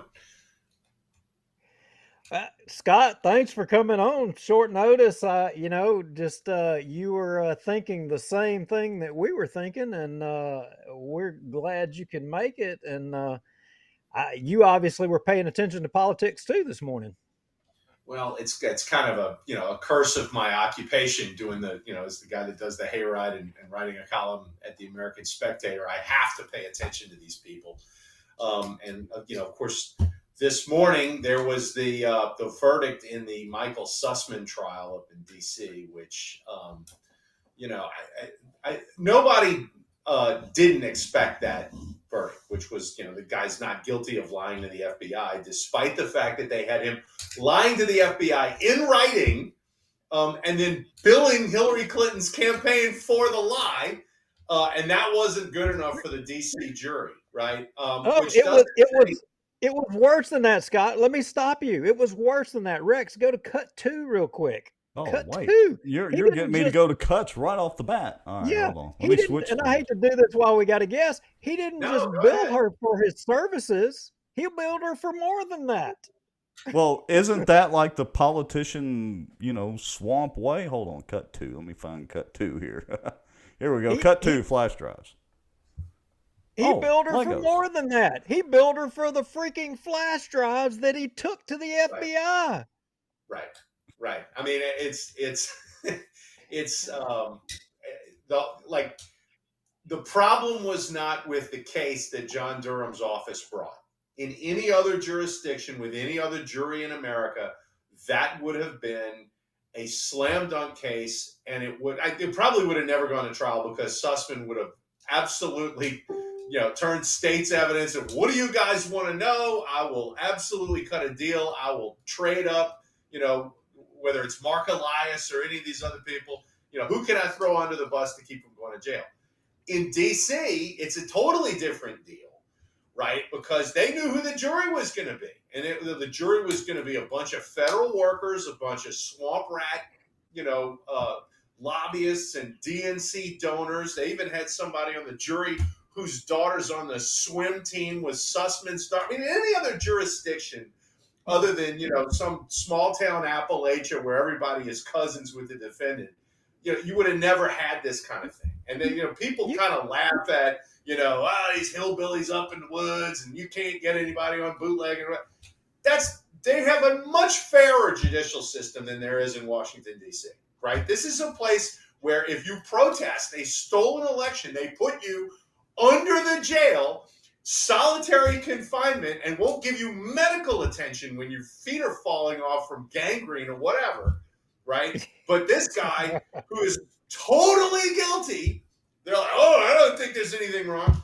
It is such a third world banana republic situation up there right now that it threatens the continued existence of America as we know it, because there is clearly a two-tiered judicial system, particularly operating out of the nation's capital, in which regular Americans cannot get a fair shake, but the elite are coddled and taken care of in ways that you wouldn't have seen even in, say, pre-revolutionary France, where at least they had to try to keep up appearances and they would guillotine one of the nobles here and there. That doesn't ever happen here. The only thing that'll happen is like a Jeffrey Epstein gets disappeared while he's in prison, sort of as a lesson to anybody else that might put themselves in a position with Epstein.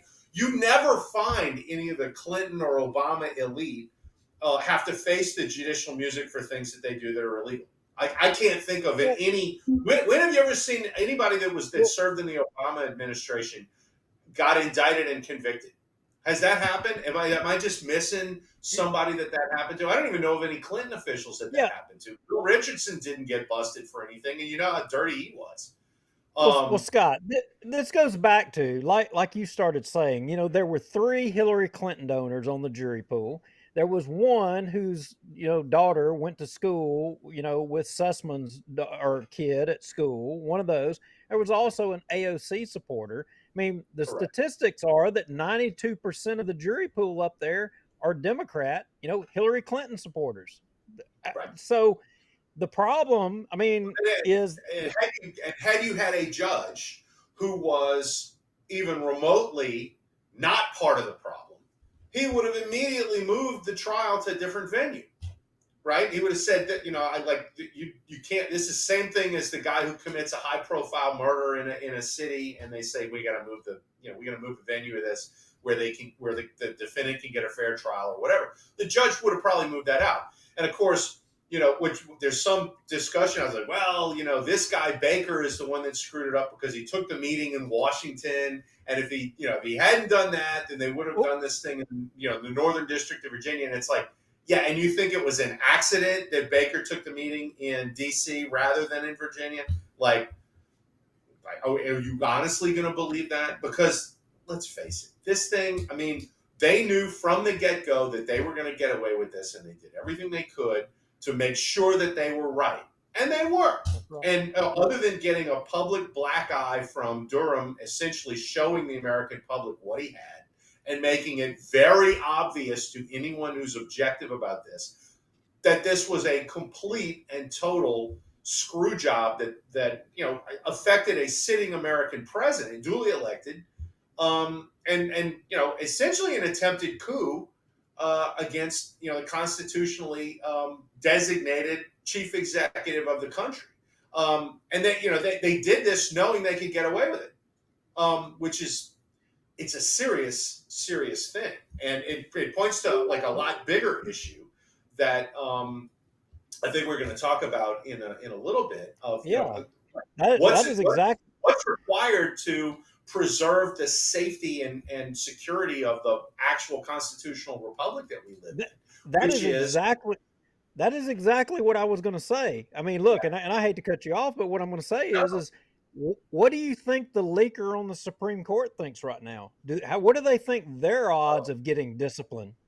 I mean, that's a related thing, because it comes out also today that, well, now we're asking these guys to turn in their cell phone records. And it's like, you didn't do that a month ago? Like, why are we not, like, why didn't that happen the day the leak came out? Is that every single clerk at the Supreme Court gets called in and says, okay, guys, serious business. Everybody turn in your cell phones, because we're going to find out right here and now who leaked this thing. And oh, by the way, when we find out it's you're fired and you're going to be prosecuted. They wait a month, and then nothing. Like, they wait a month. Members of the U.S. Supreme Court have been getting death threats for an entire month as a result of this leak, right? That is, and it was very foreseeable that leaking this would create those death threats, which tells me that you're basically an accessory to the crime of threatening a federal official and whatever. And a month goes by and nothing happens. Not to excuse them, and I'm assuming you're feigning shock of all this, but they were going to get the death threats anyway once the ruling came out. I'm not saying it should have been leaked. Don't get me wrong, but this adds to the seriousness of the death threats. In that, killing, say, Clarence Thomas, while this thing is not fully published, makes the 5-3-1 Supreme Court breakdown on the Dobbs case 4-3-1. And essentially what that does is it makes John Roberts the fifth vote for upholding the Mississippi statute, but not overturning Roe v. Wade. So there was a legitimate motivation to carry out those death threats. And I guess there still is until this thing is actually published. So that's why the lag time between the leak and the actual decision when it comes out is dangerous, because you can actually affect law and public policy based on, whether somebody actually carries these things out. It's a recrimination for the decision once it's published if somebody were to carry that out and assassinate one of the Supreme Court justices. So, I mean, this has some legitimate meaning behind this. And to the folks watching, what we're getting at here is we are legitimizing, illegal behavior. Criminal behavior. It's criminal. We're legitimizing criminal behavior if and as long as you're a resident of the District of Columbia, heart of our country. And that's what we're here to talk about. The Sussman case is a prime example of how our system is flawed. And that's what brought us to this point of having you come on the show, Scott, because you've obviously had an idea, and I've been beating Rex over the head over it, talking about it for a while, but nobody listens to us. But I think some people maybe are waking up. So you made a post, and Rex, I think you've got that clip. Why don't we post that up there, Scott's post? And you've got an article coming out in the Spectator, right, Scott, on this subject? Correct. Yeah, this thing was that you guys are about to show is a kind of a preview of the column that I've got going up tomorrow, talking about, like, you really want to drain the swamp. The thing to do is to move all the federal agencies out of Washington. It's 280 something thousand people who are federal employees that live and work in D.C. And if you toss them, out of Washington and make them cite themselves in all these other places around the country, Washington all of a sudden becomes a city somewhat similar to the rest of the country, in that people who work in the private sector are most of the people who live and work in Washington. Whereas, DC's, what is it, 600,000 people and 280,000 work for federal agencies. And that doesn't count all the lobbyists and government contractors and people like that who ply their trade dealing with the federal agencies. Like, that is the industry in Washington, D.C. And what that does is it basically creates Washington. I mentioned the French Revolution a little earlier. Washington is Versailles, essentially. Like back in the day, Versailles was a whole bunch of people whose job was to essentially go, be a sycophant to the king and some of the inside nobles at court. And that was like the entire industry of the town. And of course, when the French Revolution came along, the first thing everybody did was get their pitchforks and their torches and march on Versailles. You don't really want to see that here, but we're moving in that direction when, a case like the Sussman case comes up and there is absolutely no, recognition that, hey, this is the kind of slam dunk case you really can't fix the trial. And yet they did. So, the number one thing to do is you take all these federal agencies and you spread them out all over the country. And the cocktail parties that the employees go to are going to be cocktail parties in Detroit or in Miami or Sioux Falls or Topeka, Kansas, or wherever, and not Washington, D.C. cocktail parties. And the social scene in D.C. is totally different people. Which is, I think, healthy if you do it that way, because they have to actually live amongst the people they govern. Yeah. So, look, here's the thing, Scott. A crime committed in D.C. is a crime against everybody in the whole country, right? If in a case like this, absolutely, yeah. So a mugging on the street in D.C. is not, but one of these kind of cases, absolutely, it's a crime committed against the entire country. Yeah. So how is it that a jury of your peers of a small group of people in the District of Columbia, how is that representative of the victims, which is the whole country? It's not. That's like a separate solution to this altogether, right? Which is that the DC District Court no longer draws its jury pool from DC, but would have to draw it from the entire country. That's an idea. I mean, it would be more expensive to do it that way, but wow, that would be fun. Yeah, if you can't move federal agencies out of Washington, then I would say that would be, like if these Republicans that supposedly going to get the majority in Congress come January, that'd be the pass, which is to say, okay, you got to draw your jury pool from, sea to shining sea, and you'll have people from California and Maine and Louisiana and Kansas and all these other places in there. And no, you can't just get a DC jury. I like that. I think that's a pretty good idea. Well, I gotta point out a couple if we things. Can send, hang on, Rex. If we can send $40 billion to Ukraine, we can damn sure spend $40 billion to fly people from New Orleans, Baton Rouge. No, not Baton Rouge. Let's leave that one out. Bossier City to DC. I mean, we can do it. Well, sure. I got to point out a couple of things. First, I'm jealous because Scott's soapbox is much taller than mine.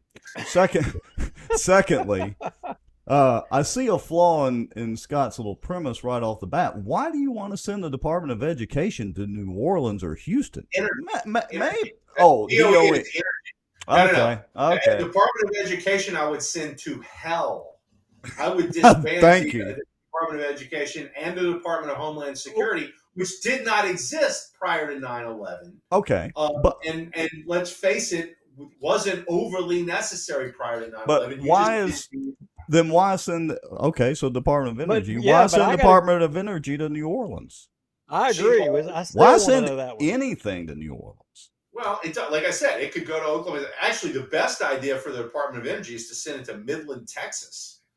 Because if you're DOE and you say, oh, well, you can't drill for oil in Midland, Texas, then the people of Midland, Texas show up with flamethrowers and burn your office down, which would actually be a good thing. Look, I'll split the difference with you. Houston sounds good. We had a lot of people from New Orleans that transplanted into Houston. That would be a good fit. We'll split the difference. We'll call it Houston. I'm okay with. Look, I'm what I'm saying is the Department of Energy should move someplace where energy is being created. Okay. I mean, if you wanted to put that in Williston, North Dakota, I'd be fine with that. If you wanted to put it in, there's places in Colorado where they make energy. I'd be okay with that. But the Department of Energy needs to be in a place where energy production is a big industry in the area where it is. And the big thing is this: if you did that, then the bureaucrats at the Department of Energy would be at luncheons and prayer breakfasts and at church or in bars or whatever with people in the energy industry, and not lobbyists and people who engage in other things, and also not with representatives of the Saudi government who are trying to convince them that we should buy all our oil from Saudi Arabia rather than make it ourselves. But the point is, and that doesn't just apply to DOE. I mean, you can take Department of Transportation. If you put it in Detroit, then all the stupid CAFE standards and everything else you get. I mean, they would see people who work for car manufacturers saying, "I'm going to lose my job if y'all do this particular thing." And all of a sudden, the culture of the agency then reflects the place that it is.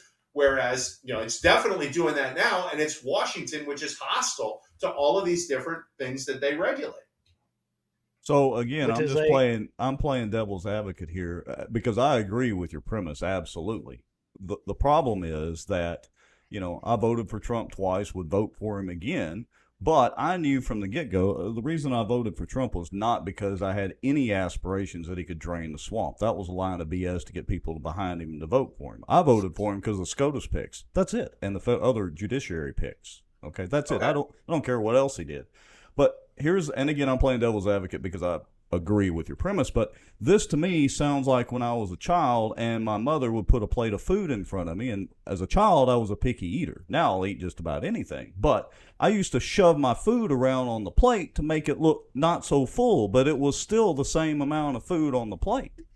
So I think the real problem is we got to get not drain the swamp. The swamp's got to go, period. Well, okay. And remember, you can't just do all of it, right? This is you have to ratchet it down. The way it was ratcheted up, it has to be ratcheted down. One way to ratchet this is when you force these bureaucrats to move with the agency, right? Let's say Commerce moves to Charlotte, right? Or, wherever you're going to move it, St. Louis or someplace. And, when they were going to move these, it wasn't all of the Department of Agriculture. It was just a big piece of it. They were going to move that to Kansas City. And more than half of the people whose jobs were going to move to Kansas City said, "I'm not moving. I'll quit." Ding, ding, ding, ding, ding. Right. Okay. Like, what's the problem? Sounds like a winner, right? You're going to quit. Not only that, you get to save money because you're hiring people at the new place where you're going to put this based on the cost of living, which is 25% less than it is in DC.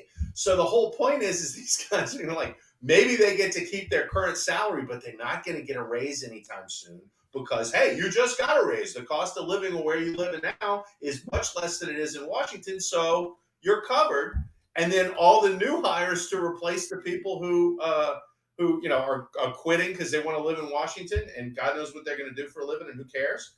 Like, those people you can pay a lot less. So you're going to cut the cost on your salaries. You're going to run off probably the worst people in Washington. Right? Or the ones that are refuse to leave Washington to go do a job. So, that's two massive wins right there. And then the other thing is because all these people, half these people won't even follow their job, you can eliminate their job, right? And so you get to actually shrink the bureaucracies. And when you shrink the bureaucracies, you have to then shrink their scope. And therefore, you've reduced the size and scope of government. So I agree that it's somewhat like pushing your food around the plate. But some of the food's going to fall off the plate, and then the dog will eat it, and then that problem's partially solved. Now, okay, $1 million question: where do we move DOJ? Well, I said in the thing, move it to Chicago or Philadelphia because they can actually use a DOJ. DOJ's got to go somewhere where the corruption is like so endemic that it's actually worse than Washington. So that at least you can say, well, we moved DOJ there, and one of the things they're going to do is try to clean up this town. So Chicago, Philadelphia, St. Louis, anywhere in New Jersey would work. I don't want it to come to Louisiana because I noticed that the more judges and lawyers we have in this state, the worse things get. So don't come here. But I would get DOJ out of Washington. Absolutely, for certain that has to happen. And some of the parts of DOJ, like for example, the FBI has got to get out of DC. You cannot continue to have the FBI in DC. The FBI is now basically an oppressive institution at this point. It patently does not serve the interests of the people at all. They're not. That's not the only piece of DOJ. And obviously, the vast majority of DOJ's employees are spread out all over the country. So we're only talking about sort of the core office space. But it can't be in DC. It's got to move somewhere. I kind of don't even care where it goes, but it's got to move somewhere. Yeah, I'm with you. I mean, and look, it ain't like we don't have a congressman that sits on the Judiciary Committee. It isn't like that we have a congressman that is, kind of high up the food chain. It isn't like we don't have a senator that has the ear of every major news organization that could actually push a movement like this. The question is whether any of them have the courage to jump out there and try to move the needle. I mean, the clock's fixing to be ticking and the ability to do it is coming. Well, that's true. And what I would say is that, there's an old line from Milton Friedman that I think is really appropriate here, which is, he said, you don't make things better. You don't fix things by putting the right people in power. You fix them by making it politically profitable for the wrong people to do the right things. So the big thing I would say is let's talk about this until we're blue in the face. Let's recruit people to be part of that, part of the movement to make this happen. Let's advocate, let's agitate, and let's make it so that, this thing polls well and people who are running for office think, well, hell, I can run on this. And if I run on it and make that promise, then I'm going to have to at least work on it and do it. It's probably going to take 10 years to make this happen. I mean, there's something like this, you can't get this done, automatically. But I think there are a whole lot of people that would see the positivity of something like this as it would relate. And I think almost everybody, left and right at this point, is totally disgusted with Washington as it works. I mean, the Bernie Sanders people hate things in Washington.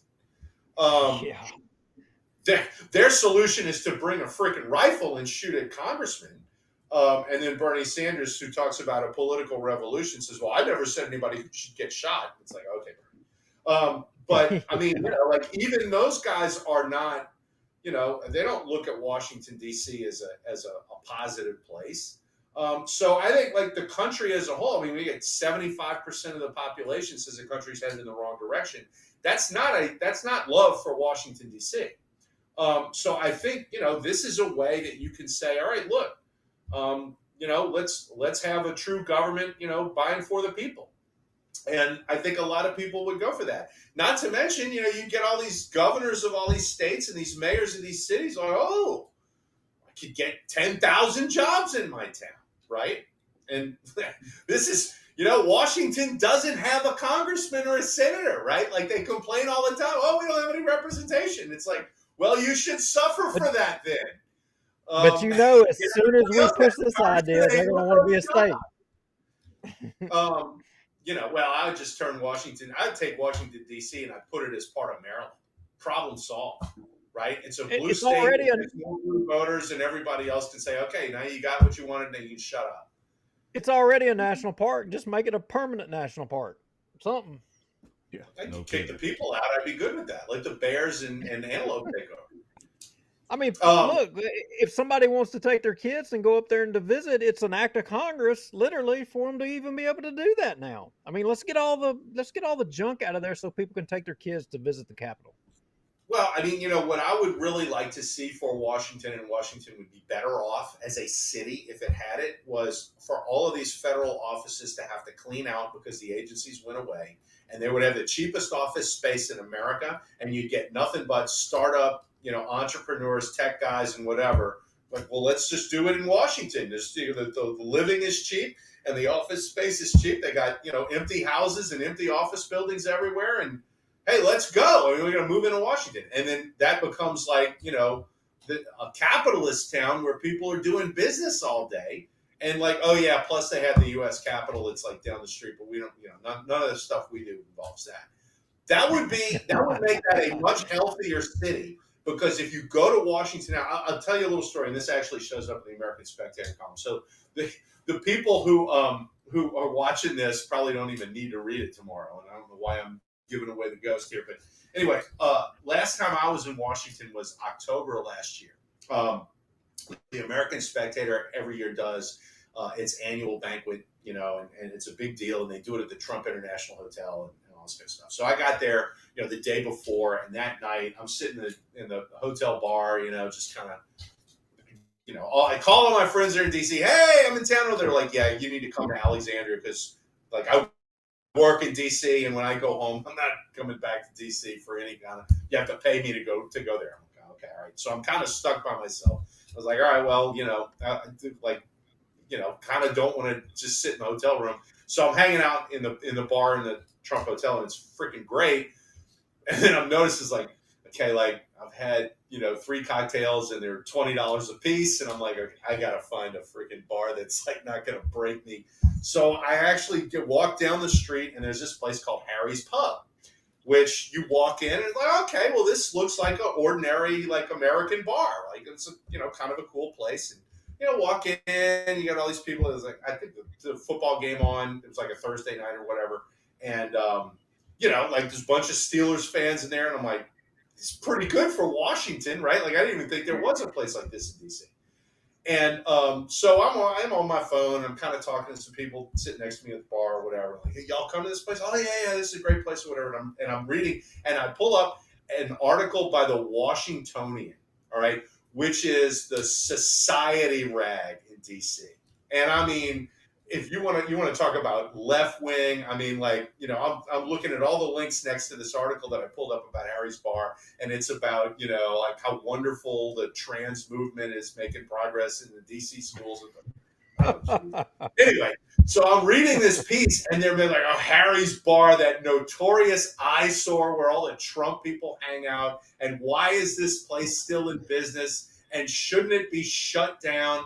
And I'm reading, like, this is like a serious article that this idiot woman wrote about how terrible the Trump bar is in Washington. I just happened to stumble in because it's like 2 blocks from the hotel. And I'm reading it, and I like showed the phone to the bar. It's like, this is you guys? And she's like, oh, yeah, that came out last fall, and we all had a big laugh about it. Like, we want to shut you down. She's like, I know, yeah. Like, and I'm going, okay, in Philadelphia, they have Harry's Pubs all over the place. In freaking San Francisco, you can find a Harry's Pub. Chicago is like miles and miles of Harry's Pubs, right? And these are all big Democrat cities, but they're all blue collar, kind of sports bar type places where people who may or may not vote Republican go hang out. I mean, it's unremarkable to have a bar like that. In Washington, it's entirely remarkable. Like, you cannot have that. They actually, the society rag in DC goes and puts up an article about how terrible it is that there was a sports bar where Trump fans might freaking hang out. Like, and it didn't occur to me that, like, how totally different from the rest of the country Washington is. And it's literally true. I mean, talk to anybody who lives and works there. Like, this is a whole different kind of place. Like big cities that Democrats run. I mean, there's one in every state, or more than one in every state. Okay, like that's not special. But in none of those places are you totally unwelcome if you happen to vote Republican. And in Washington, that's what you are. You're like an oppressed minority. Like that you can't have a city like that running the country. Like that is so unbelievably unhealthy for a constitutional republic to be governed by a place that has that much contempt for, I mean, I was going to say half the country, but it's really more than half now because, you know, DC's choice for president is like hated by 60% of the population now. And yet he's, you know, got 90% freaking popularity in Washington. Well, and that's the city in the country that, you know, I don't want to say controls everybody else, but certainly thinks it does and tries to. Well, you I know that's who's a real serious problem. You know whose fault this is, right? Well, it's our fault ultimately for allowing that 75% of people that you quoted earlier that are dissatisfied or whatever the stat was. Well, they're also the same 75% of people that keep putting those morons back in D.C. That's the problem. It's not getting rid of D.C. It's getting rid of what's going on in the rest of the country. The D.C. is just a symptom of that. Well, but DC's like a crystallized symptom of it, right? Like DC is a kidney stone that comes from things that are happening elsewhere in the body. The problem is that the kidney stone has got to be passed out of the body, right? It does. So, you know, I mean, like, I don't disagree with you. I think you're correct. But what I would say is, but that's the focus of the problem that needs to be addressed. And if we can do that, and, you know, and moving these agencies out is one way to address it. I think congressional term limits, although I wouldn't go draconian with those, because then what you'd have is a lot of the congressional staffers would be running the freaking country lock, stock, and barrel. But some form of term limits to weed out the Pelosi's and the Mitch McConnells and the Lindsey Grahams and people like that, I think is a good idea and would certainly serve to ameliorate the problem to some extent. You know, and then just, you know, the size and scope of government has got to come down. I mean, this is, you know, these people think that they can control every aspect of their lives, and that was never intended by the framers, and it's never worked anywhere it's been tried.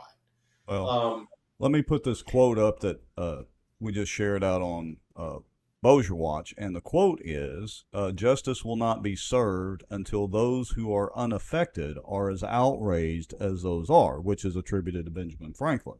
And again, therein lies the problem. The average person out here, I mean, people are getting more and more educated because we're in the information age and all that, but the problem is that most people are waking up trying to go to work, trying to make enough money to put gas in their car or vehicle to get to work, and trying to afford groceries these days. They're not on the they might say that they're on the bandwagon with getting rid of the swamp and draining the swamp, and it sounds great, but the problem is all the folks who continue to vote these same people in, who continue to listen to all this crap. You're right about the kidney stone analogy, but if you don't get rid of your habits that started the kidney stones, which, you know, some of it's hereditary, but a lot of it has to do with what you drink and different things. You're going to keep having kidney stones. I agree. That's right. So, again, that's why I mentioned earlier, I agree with your premise 100%. But it's just playing whack-a-mole. And instead of having all the moles in one little contained area, now when you go in Chuck E. Cheese, you've got 40 different whack-a-mole booths scattered around with moles running everywhere. Okay. But let me give you something else. So let's say that the Department of Transportation moves to Detroit and somebody wants to sue DOT because it makes a regulation that is unconstitutional. Okay. So now you're going to be in the Eastern District of Michigan suing at the district level rather than the DC district, right? And everybody who practices law will tell you that you will never sue these agencies in DC and win at the trial level. It always has to be at the appeals level or at the Supreme Court where you're going to win. They're going to appeal it anyway, but the point is that you're always going to lose at the trial court level.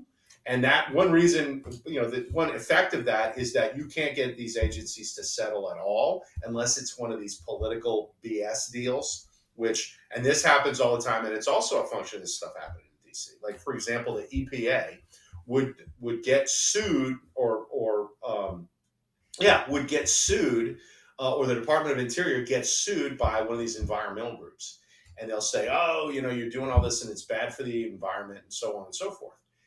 The suit is a Potemkin thing. It's a fraud, okay? EPA ginned up a lawsuit against itself, right? So these guys go and they sue, and the EPA goes, oh, no, we just got sued, so we're going to have to settle this suit. And they make policy based on these sue and settle cases that all of the district judges in D.C. go, oh, yeah, okay, and they sign off on these lawsuits. Now, if the EPA was in the American Spectator piece, I said that they should move it to the Aleutian Islands.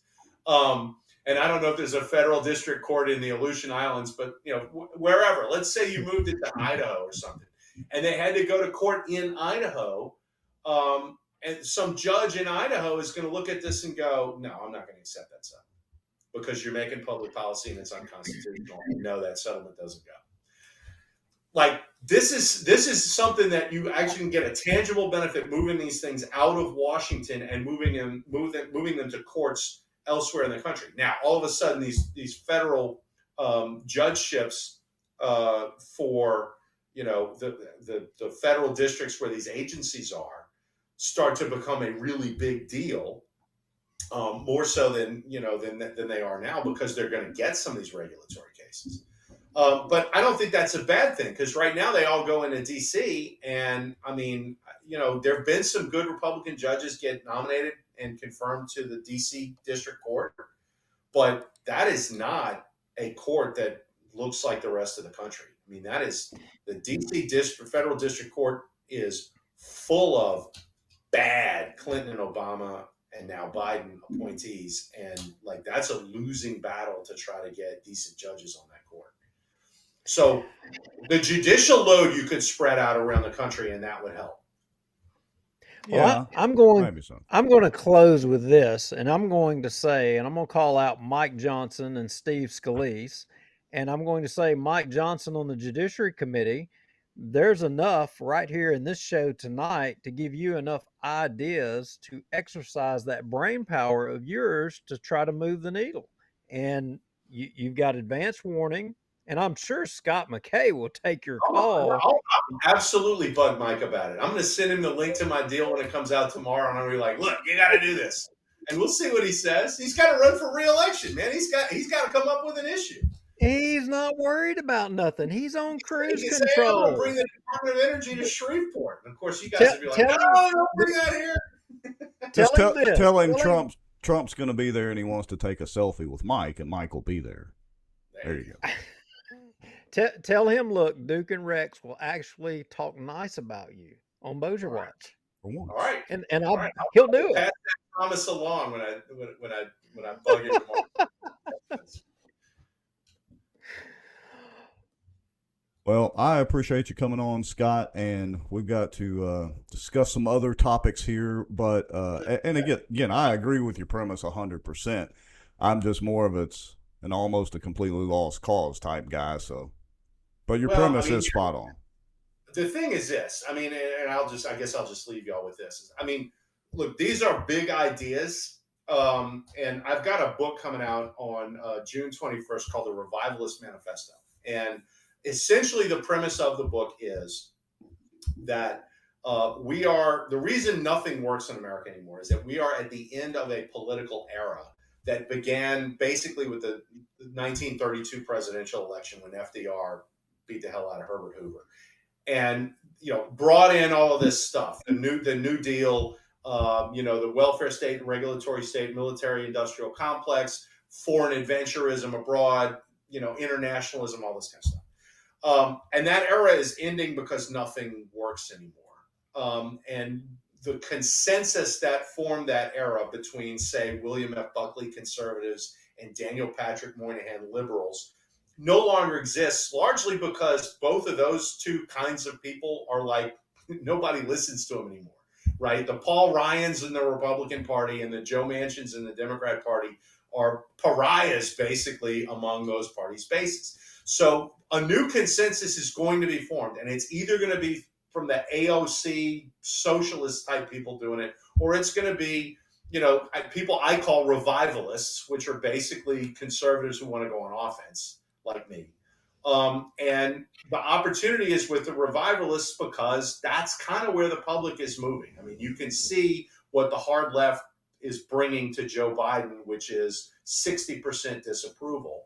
And there's an opportunity for the Republican Party, if it is willing to do big things and not just be Mitch McConnell play defense all the time, which nobody wants.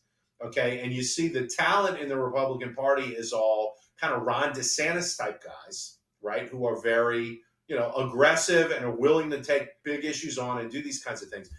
So when this new political era dawns, and it's on the verge of dawning, you just need leadership to produce it.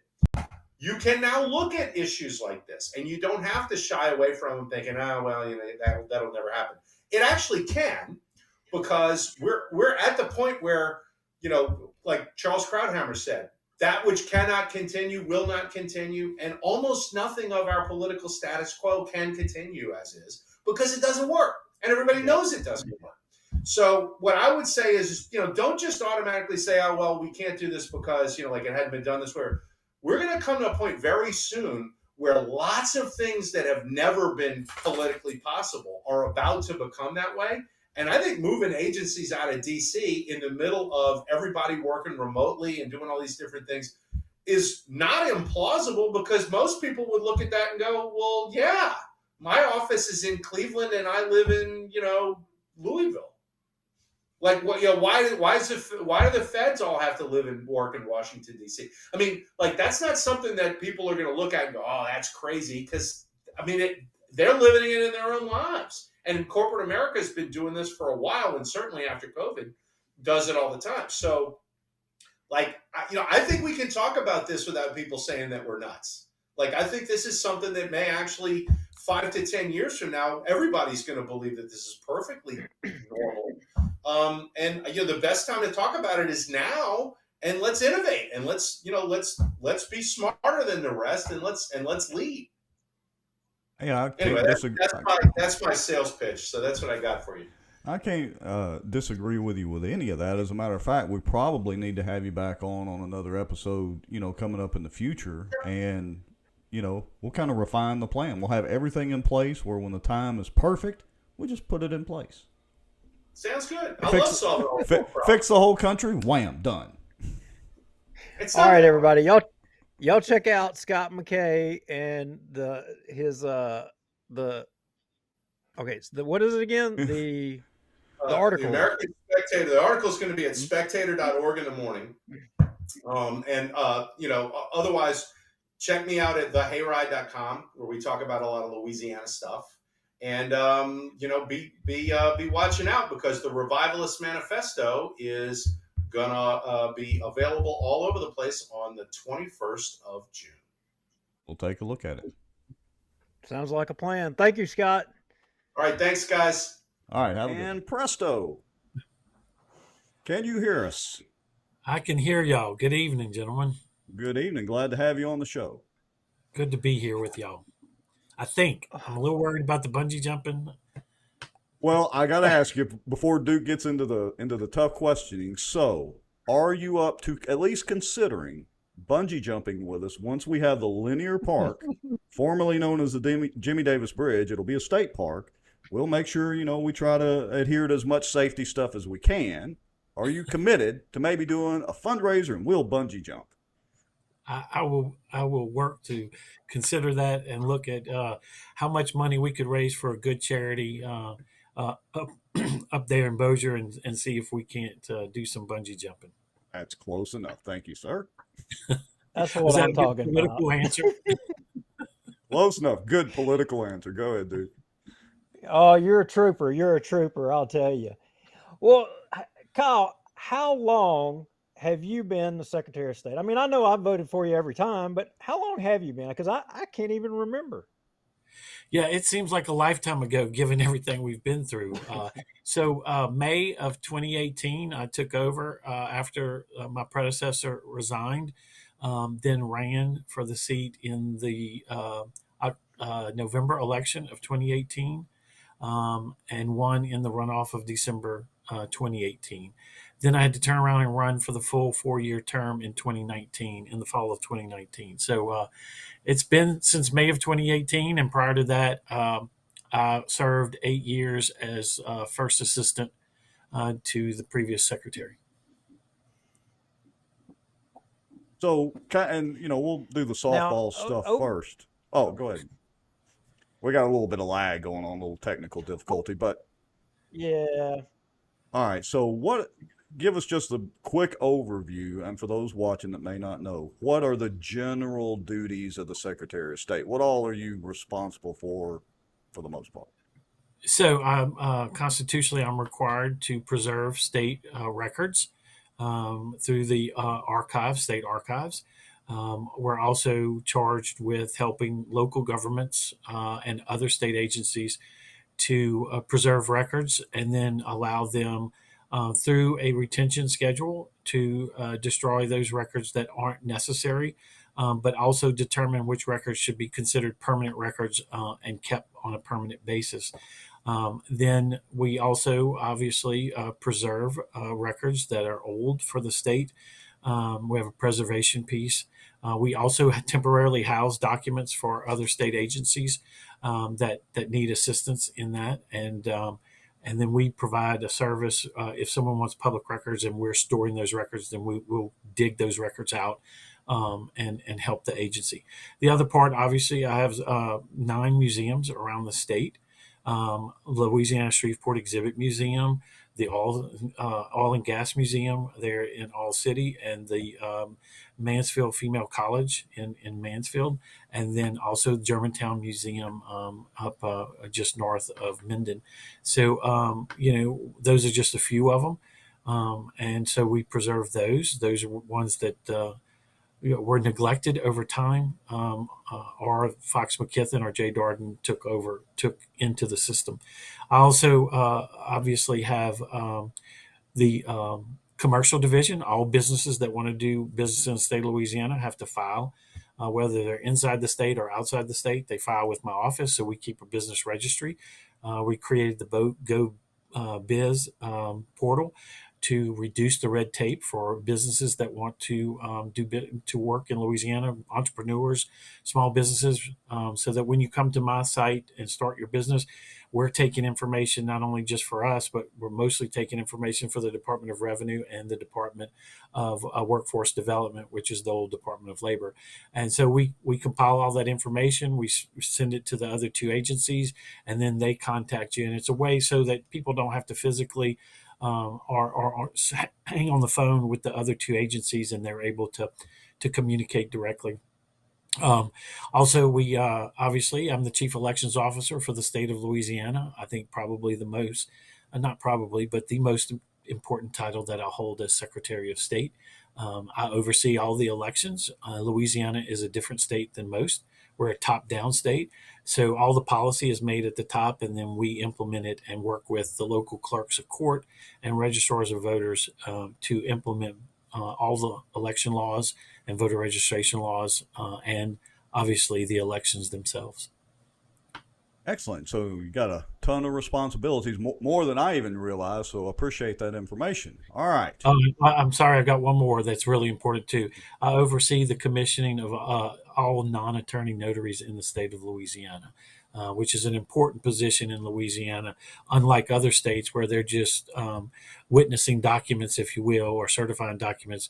In Louisiana, a notary can do almost anything up to but not including representing you in the court of law. So notaries have an immense amount of power in the state of Louisiana, and so we protect that, and we want to protect the people of Louisiana. So we lead that effort and the testing process for non-attorney notaries.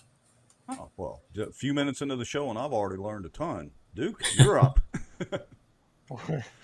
Well, one thing, if I get the opportunity to vote for your office and for you to take over the Department of Revenue, I'm voting in favor of it. I'm just letting you know, okay? Because I don't think I'll be asking for that power, but thanks anyway. I love the the business thing. Easy. It's ease. I mean, it really is, because I have to do it in some other states, and by far it's the easiest in our state in that regard. But when it comes to the Department of Revenue, no, it's not easy. In fact, they could use some lessons from you guys. and you can tell them I said that. I don't care. I'm Anyway. sure somebody will spread the word off of this interview right here. Yeah, might be a couple of people that listen to it. We've got a question already. So, and this one, well, anyway, so I'll go ahead and put it up there. We won't do any, just crazy gotcha questions, but we've already had one from Kara Lowry, which would be Duke's better half. She says, how can we pass legislation for a business name to be revoked if granted in error? Kara, did you file a business in error? What happened? That is probably the most interesting question I've ever received, even more so than any of the elections questions.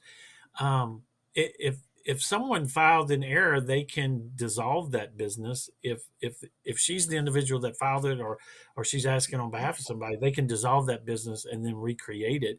Or if the name that they actually want, they can go on and file for a DBA name or a trade name. And so we provide for that. So if Karen wants to call my office, 225-922-2880, and ask for either Amanda or Jewel in commercial, they can walk her through the process of addressing that issue. And if they don't have the answer, then they'll give her to my legal team, and we can see what's going on. Awesome. Thank you, sir. Well, Secretary Kyle, do we have secure elections in Louisiana? I do believe we have secure elections in Louisiana. Do I think we can have more secure elections or a higher level of security? Absolutely. Since 2014, before becoming secretary, I was fighting for and pushing for a paper trail. So any new voting system, I think, has to be paper-based. It gives us, the voters and the state, two things. One, the voter gets to verify their vote before casting it.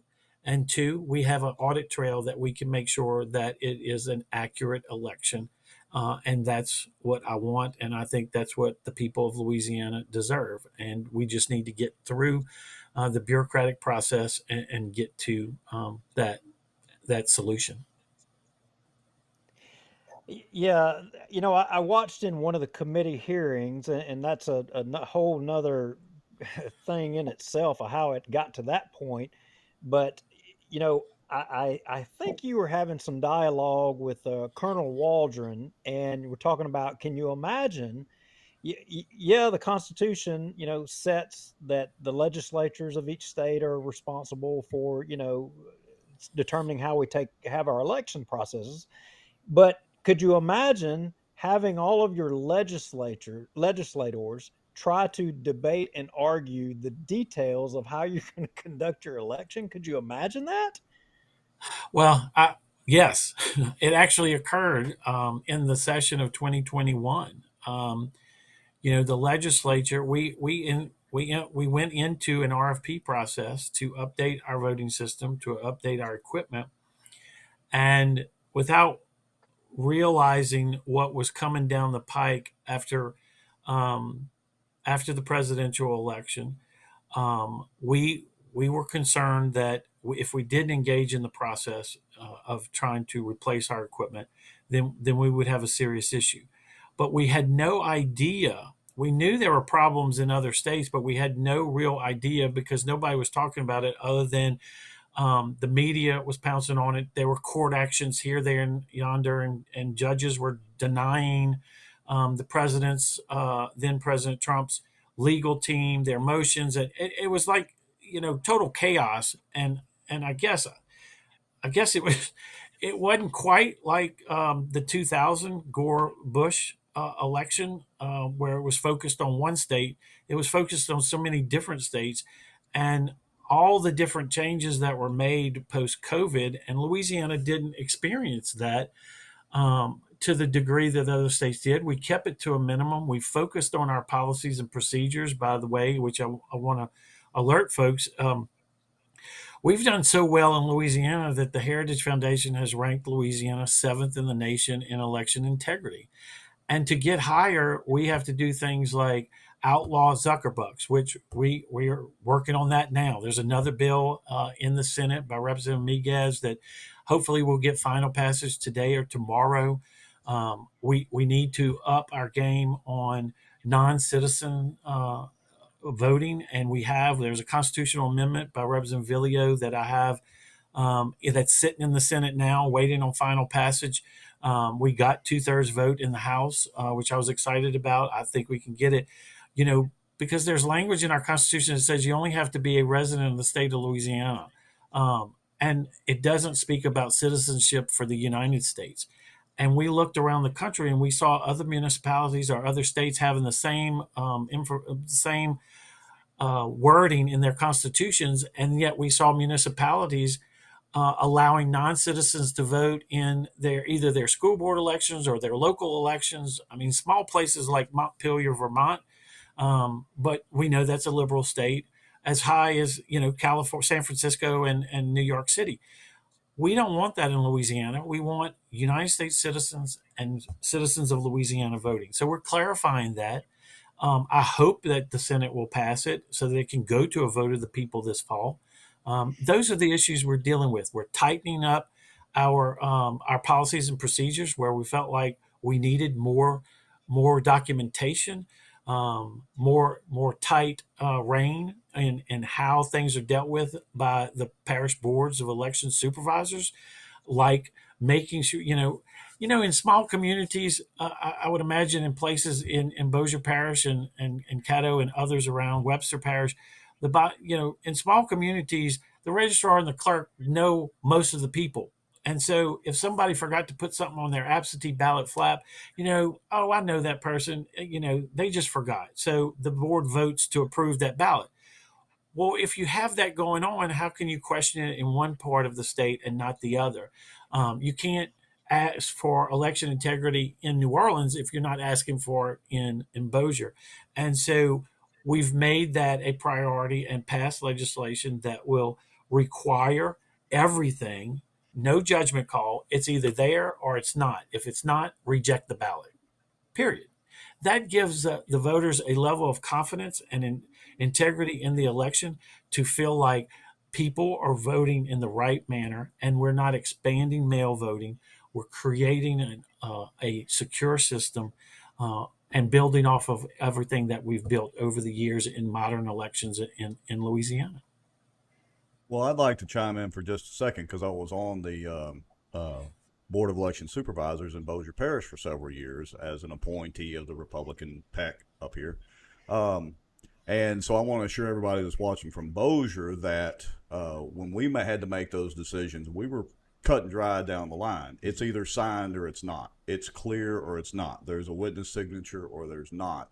But you're right that probably I can't speak for the rest of the boards, but you're right, probably in some of these other areas and parishes, there may have been some of that going on. So having a very clear-cut, consistent set of rules which to me they're pretty clear-cut anyway, that you need to go by will help improve some integrity or perception of integrity. Exactly. And I wasn't accusing anybody. I was just using that as examples. Right. But, we absolutely, what's key to our system in Louisiana is being consistent and every parish doing the same things, following the same rules, following the same laws, and implementing them in the same way helps across the board. And that's why you see in Louisiana, everybody votes on the same machines on election day. Everybody's voting on the same machines during early voting, and everybody's following the same absentee ballot process in every parish if people vote by absentee ballot. And that's what I think keeps the glue to our system, because we're able to then look for areas of problems. And when we audit, then we're able to see who's following what and who's not, and where we need to up training, either for the commissioners or for the early voting commissioners, for the registrars, for their staff, for the clerks. It doesn't matter. Everybody in the process, we need to keep our game up because the people are depending upon it. Now, stepping back just a little bit and talking about, the legislature and back when the RFP was going, you actually had, I think, 2 RFPs. Now, you took a little bit of a beating on that because some people suggested that you were trying to steer things or either you were trying to control things. But, it was during that time that, the 2020 election, and there was a lot of stuff in the media and a lot of speculation, a lot of rumors and things like that. I mean, you know, at that time, I don't think that anybody, and I'm just going to say Dominion. I'm not saying anything bad about them, but what I'm saying is that around that time in the start, nobody really had any issues with Dominion. The Dominion was the only game in town, I think, essentially. And, then everything kind of came after that. Your process was already kind of going, but people made suggestion that you were kind of steer things. I mean, what was the real deal? I'm sure you have something to say about that. Well, the real deal was very simple. One, there were problems with the Office of State Procurement in both of the RFPs in terms of how things were handled. The second issue is that this is a pretty good sized contract, and the voting machine companies, or voting system companies, however you want to look at it, is a very competitive market because it's a very small niche market, and when they smell blood in the water, they're jumping on it. They're like sharks. They want whatever flesh they can get so that they can make sure that they win the contract. And that's what happened the first round. And that's I'll blame it on the OSP director on the second round, because instead of dealing with a comment period where we are allowed to take suggestions from companies so that it can be as competitive as possible, but not to violate what Louisiana wants or thinks they want. She took it and she said, "Oh, it's a conflict. It's a contest, as they call it." And then so the companies, once again, the two that don't have the contract, two major ones that don't have the contract, started fighting and acting like sharks again. And so the best thing to do at that point in time is I spoke to the president of the Senate and the Speaker of the House and said, look, this is just, it's already out of control. I've complained to the administration that I didn't think the Office of State Procurement is up to the task for such a large deal. They've messed up a number of state bids in other agencies, and this is just too important. So we pulled back. I met with numerous constituents, groups who are asking for, please, let's make this a more transparent process. Let's have more public input. We're worried. And that was the major thing that hit me hard, is that I didn't realize how concerned people were, because what they were seeing in other states post the 2020 presidential election, they were automatically applying to Louisiana, which wasn't the case. But you have to have a dialogue with the people of Louisiana to help them understand it, but also to hear what they want. And that was a major learning lesson for me, because, the Secretary of State's office has been such a non-controversial office for many, many years. We do our jobs. We do our jobs well, especially in elections. And so when we started getting pushback, I said, well, wait a minute. We've got to hear what the people need, what they want, what their concerns are, and then we go from there. And so that became the birth of the Voting System Commission.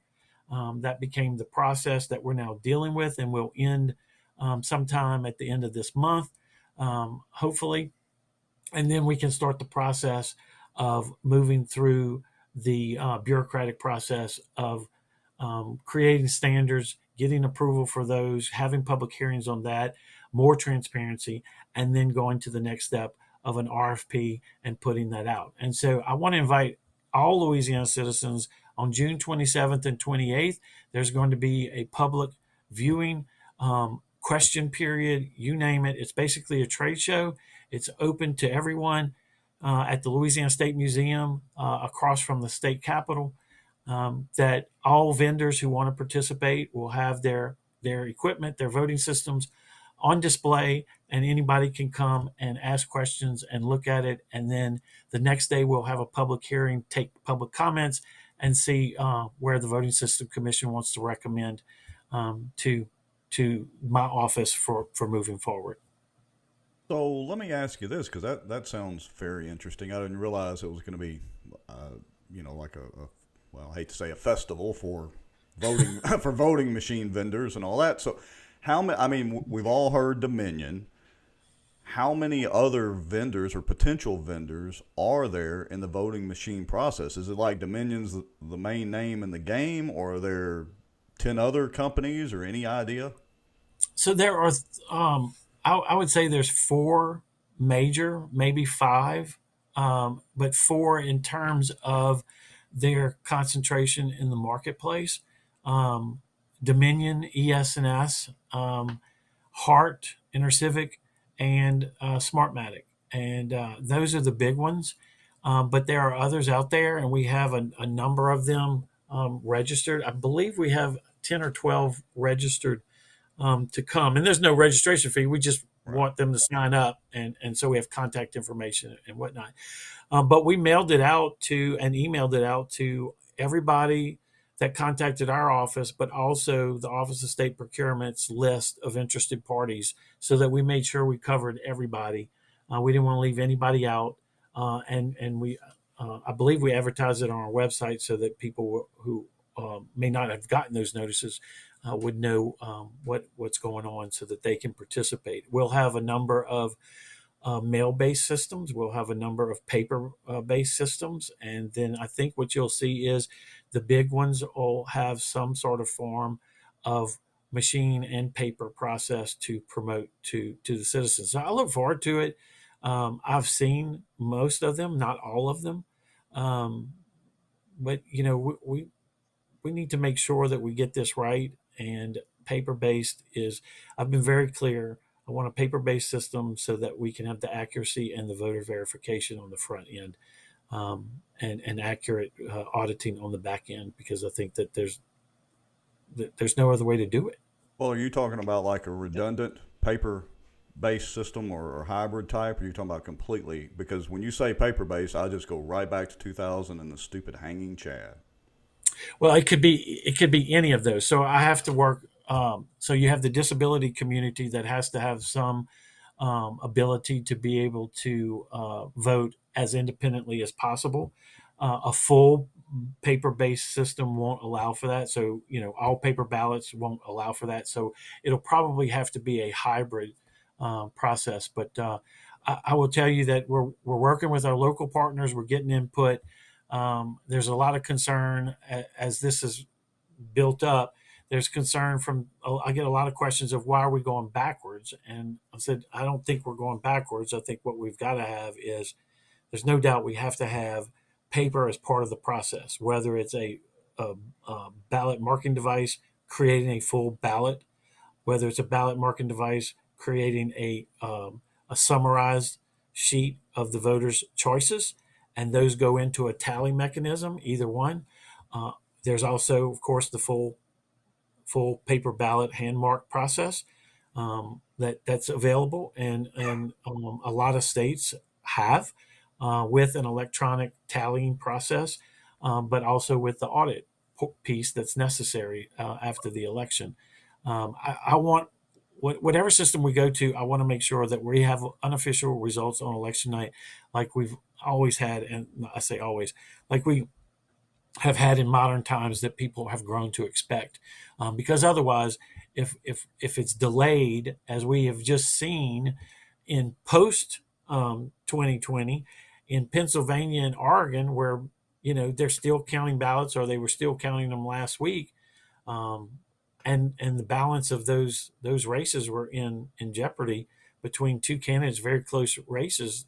That's serious, and I don't want people to think that anybody's cooking anything because it's taken longer to count the ballots than it should. Yeah. So, and I just want to give me 1 second, Duke, and I'll get off my soapbox. I promise. So, Couple of interesting things to me. One, I hope that one or more of these vendors have some solutions that tend to lean towards open source, because unfortunately, and look, nothing against Dominion, because Louisiana's been using Dominion now for, I don't know, what, a couple of decades.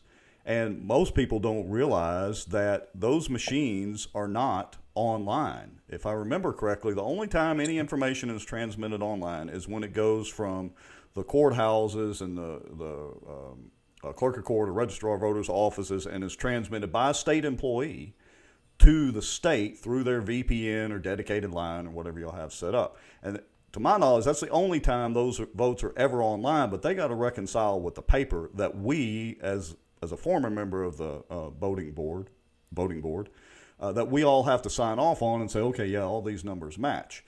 So one, I hope that, there's a problem with security through obscurity, which is what Dominion and a lot of other companies practice. I mean, look, Microsoft practices it, even Apple, and I'm a huge fan of Apple stuff. But the problem is you can't go in and audit and verify that code. I'm not saying that Dominion is doing anything wrong or malicious, but it's trust, and then verify, or whatever Reagan said. I got it wrong.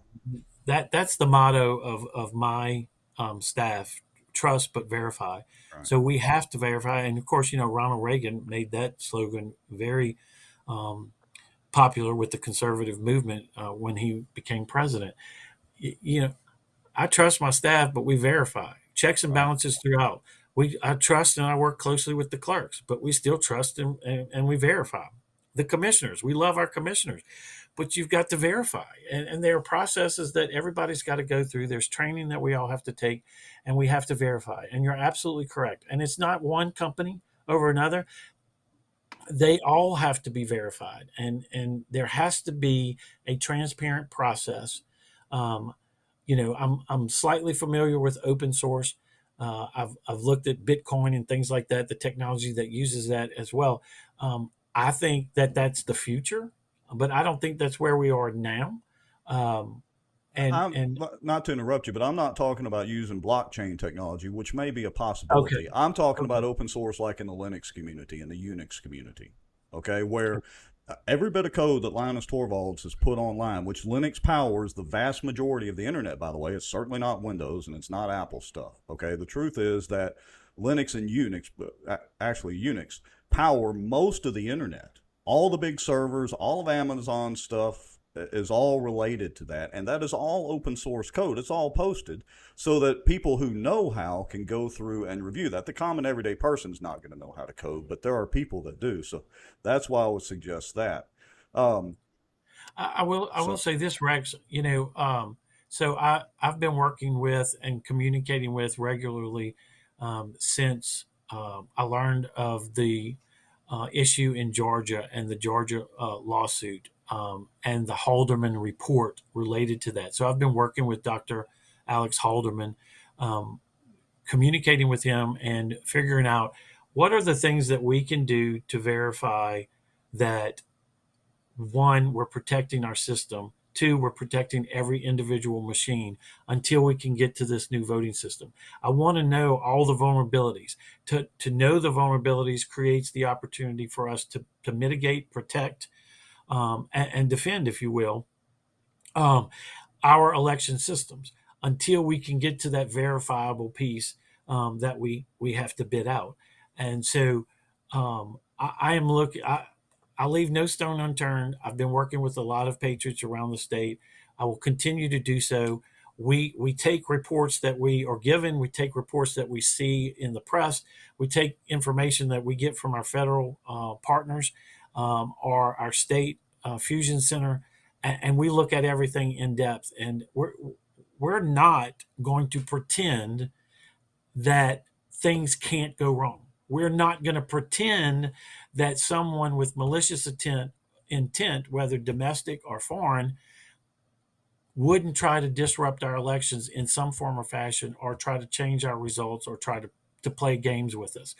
We are going to stay vigilant as we have, and we will continue to do so. And so I'll work with anybody to look at everything. And if this is one of those solutions that you're describing to me, because that's kind of over my head, I'm not that technical of a person. You know, they don't even let me tweet. So, you know, things like that. But anyway, I just want the people of Louisiana to know I'm not so naive to think people aren't looking for ways to disrupt our elections or to cause us to question the outcomes of our elections. But we will constantly be transparent in how we're doing things. We do have to protect ourselves. Obviously, we can't just put everything out there. But you know, if there's some sort of way for us to open, you know, have a closed group, maybe assigned by law. I know the auditors came in, the legislative auditors group came in. They watched all of our processes and procedures, the same things that you participated in as a board member, from A to Z, everything from beginning to end in last fall's elections, even with the Hurricane Ida. And we passed with flying colors. They did say we need a little bit more documentation with some of the things that you were describing in terms of making sure the board members are signing off on everything. And not letting staff do it for them. That's an important piece. We didn't know that was going on in some parishes, but we're fixing that. We're going to make sure that, like we said, everything's on the ballot flap. It's not going to be left up to the discretion of the registrar to send it to the board for challenge. It either is there or it's not. If it's not, cure it. If it can't be cured, challenge, period. Those are the things that are just small things that goes over the head of voters, but is important. And then we're dealing with the bigger things. But, you know, my message is I'm not naive as an election official. I know that people want, whether foreign or domestic, enemies of our republic want to destroy us. And we have to do everything we can to stay vigilant, protect ourselves, and move to a more secure system as quickly as we possibly can in a non-chaotic environment, which means orderly fashion, education, training, and protection. And that's where I am as Secretary of State for Louisiana. All right, one more thing, Duke, and I swear I'll get off my soapbox this time. So I've got something here that I think a lot of us can relate to. So I don't know if you've ever bass fished or tournament fished, but, you know, we solved some of these problems in the bass tournament world. At our weigh-ins, when we take our fish out of our boat and we walk up to the scales and weigh them in at least at the bigger tournaments, not the smaller tournaments, but at the bigger tournaments, they give us a paper receipt. Because if something happens to their system, we can challenge and say, no, this is what my fish weighed. And, you know, 2 ounces might make the difference in $10,000.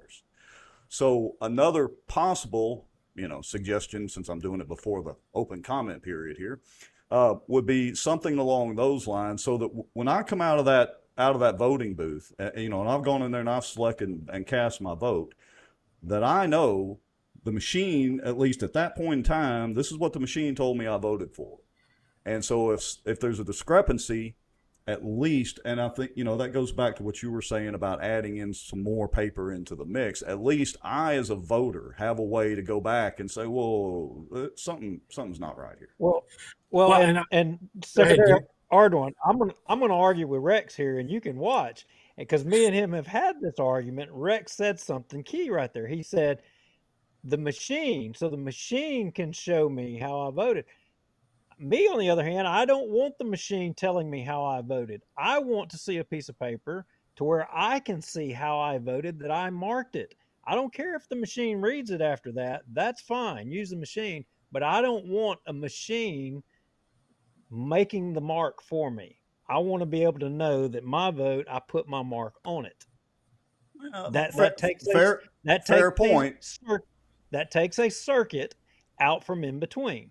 Fair point, but the machine's still going to be in the mix. I want the machine, so just like when I go weigh in and it says I have my measly little 10.45 pounds, okay, from those scales or from that system, and I'm really simplifying this, I know. I want that voting machine to tell me who I voted for, and I don't have to wonder, I wonder if Dominion's back there jacking with that code. Well, y'all bring up two very interesting points.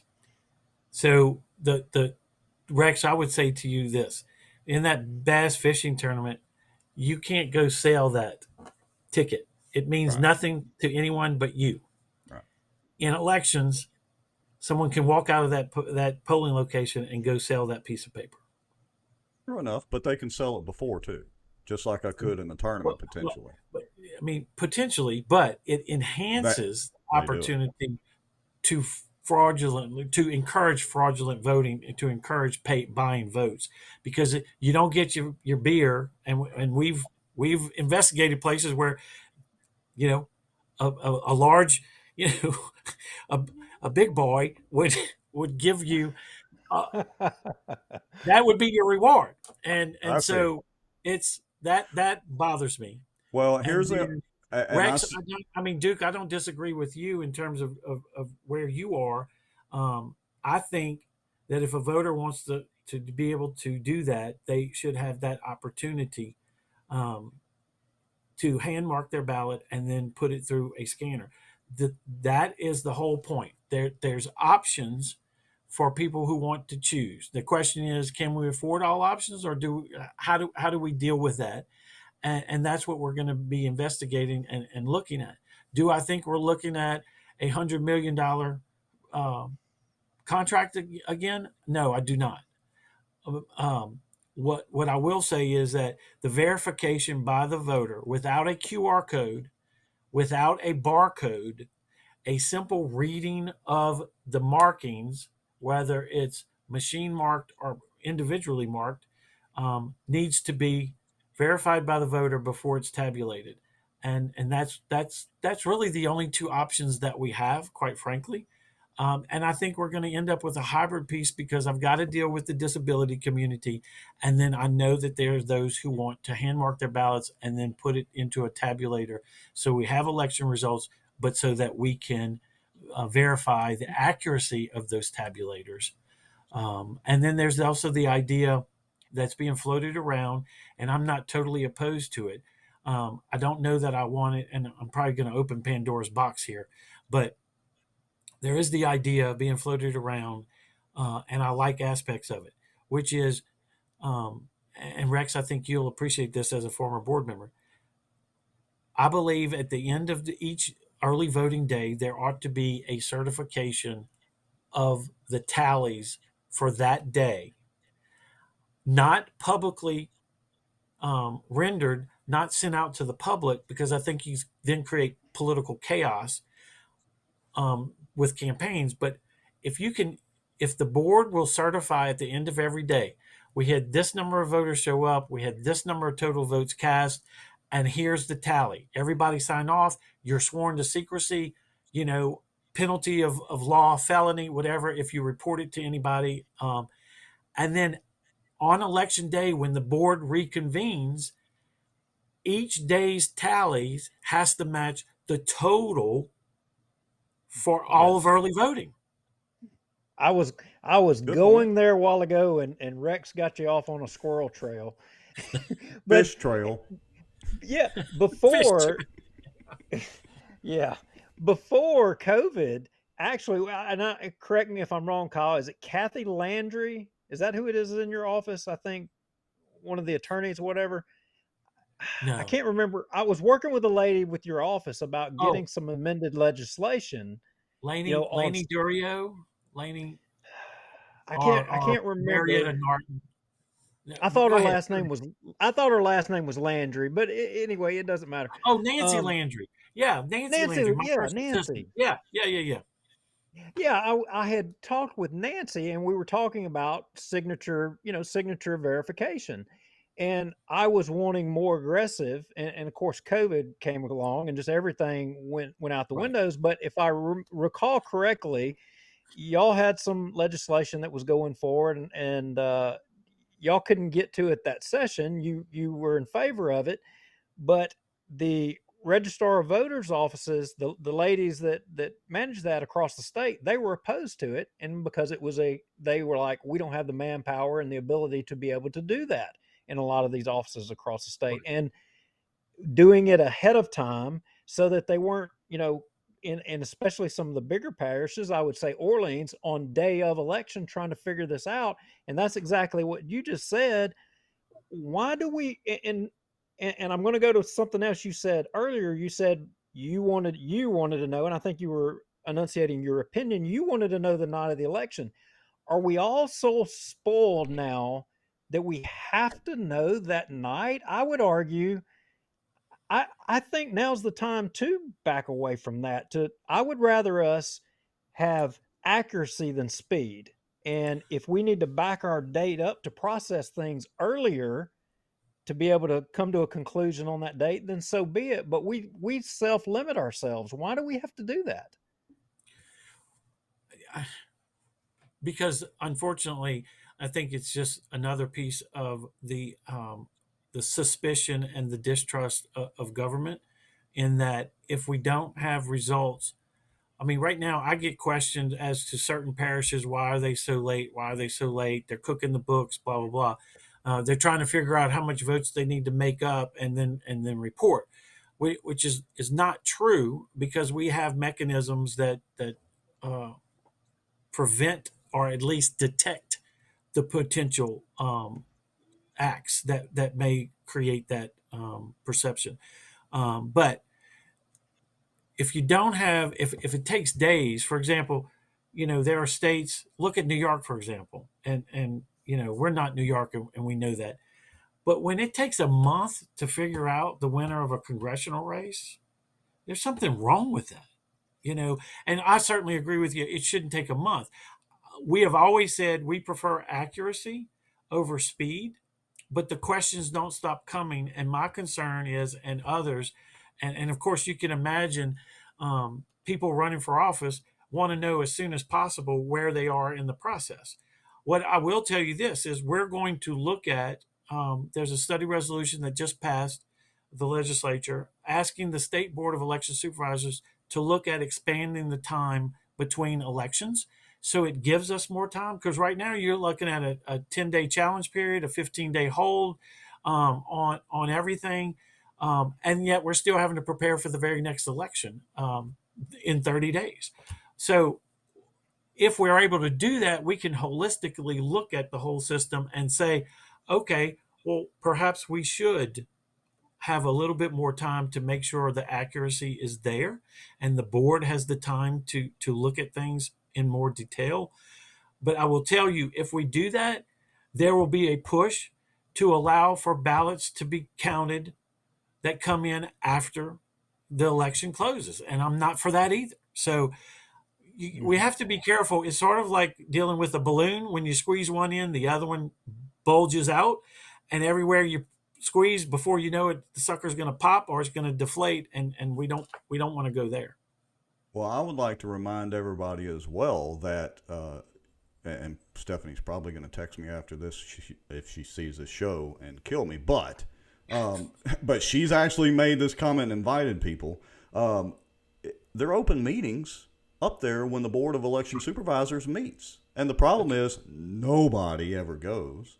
And the public can go up there. I think, Duke, you've done it before. The public can go up on election night. You have to be sequestered in, not supposed to have a cell phone or device where you can communicate out and all that good stuff. But the public can go up there during the process and observe as well. Correct me if I'm wrong. That is absolutely correct. It's always been a public meeting. What people don't like is being sequestered, but that's part of the integrity process, to make certain that people aren't, because the counting starts early in the day. And so while the counting's going on, if someone, you can sort of get a feel sometimes, unless it's really, really close, you can sort of get a feel as you're counting as to how some races are going. And people will want to transmit that information out because they want their candidate to win. Yeah, you can sway a race with that potentially. That's exactly right. And that's part of election administration that can't be sold out.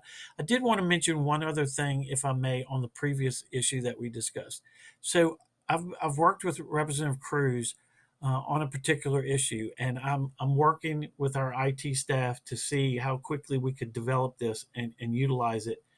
And that's when someone appears to vote during early voting, that once they're checked in, they get a notification by email or text or both, depending upon that they have appeared to vote at the location that they appeared at, and they have cast their vote. That would be a huge effort in alerting people if someone's trying to fraudulently vote on their behalf.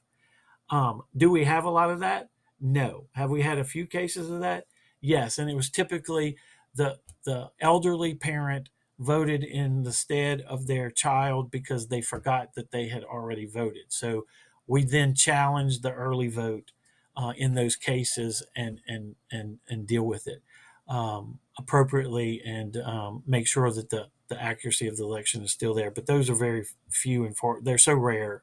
But we need to look at those types of processes that we can do to enable voters to understand and know that there's some extra security features for them.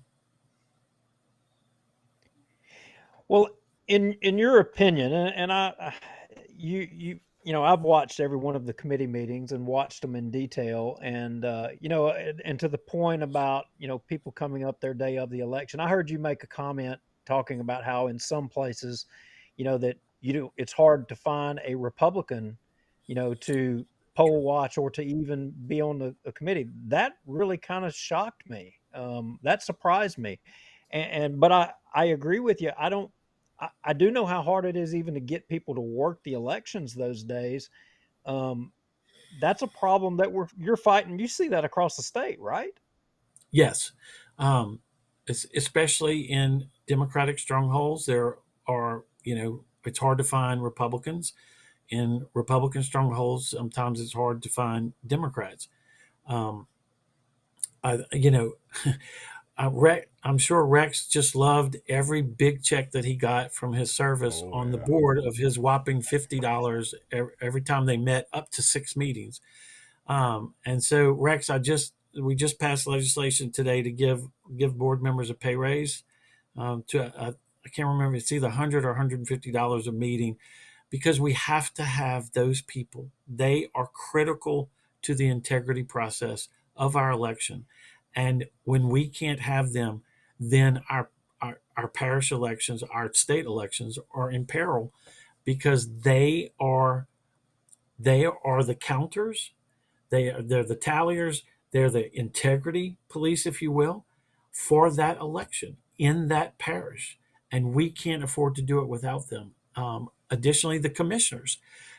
The law states that we are supposed to have at least one Republican, one Democrat, when available, at each polling location. We're supposed to even them out.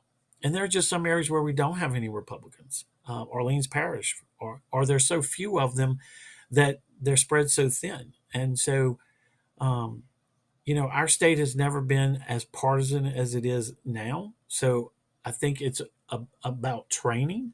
But we did have legislation that the governor vetoed, that we were going to try to do a pilot program where we were going to do training for poll watchers and have at least a Republican and Democratic poll watcher in each precinct. And unfortunately, that didn't make it, and it wasn't reintroduced this session, to my knowledge. But we've got to look at that as more of a holistic approach. But until then, we have to depend upon the training of our commissioners. We have to depend upon the processes that we put in place. We have to depend upon the training of our tallying teams, which are the early voting commissioners, and our parish board of election supervisors. And I think that we need to look at allowing for the Secretary of State in times of emergencies to be able to appoint people to serve on those parish boards where we can't get a quorum. If you can't get a quorum, how are we conducting business? I mean, and the boards, a lot of people may not realize the boards select the commissioners. We did it by random drawing, you know, with a list of names of people that are available who have worked in the past and all that. But the boards select those commissioners as well, and the public can be there at those meetings. That is right. Every meeting, every single meeting having to do with elections and putting on the elections and tallying votes is a public meeting. Anyone can attend those meetings. And I especially encourage people to go to the the certification of the machines before they go out. That's a function of the board in each parish. It's a public meeting. It's announced. It's advertised, and they should go there, because what they will see will convince them that we're doing absolutely everything we can, and because that's where the testing of the machines are being done, and every machine is looked at, and the tapes for every machine are made sure that they've zeroed out that there's nothing on those machines that creates the perception of somebody's got a head start, because it's just not happening. And so then afterwards, they go back, and it's a public meeting, and they check the lifetime counter of the machine, which the number has to go up by the number of votes cast on that machine. They check the number of votes cast on the machine. They go over every race, and they sign off on everything, and everything's got to match. And we through the legislative auditors found that we could document things a bit more, and so we're moving into that process, and that will be in place for the fall election. I believe is when we have the effectiveness of it. So it is a transparent process. I think what has happened is, over the years, voters have had no major reason to question. The 2020 election created that doubt, concern, and rightfully so. People are asking questions. And you know what? I would rather an engaged, as difficult as it is, and Duke, we talked about it, the pressure cooker that I was in, a couple years ago or a year ago, it's not what I expected, but the bottom line is, having an engaged citizenry holds everybody accountable. And you may not like all the answers that we have for you, but the bottom line is, I may not like all the suggestions that people have, but I've got to listen, because we've got to get to a point where we're doing what is necessary to have confidence in the election. Is everybody going to be confident?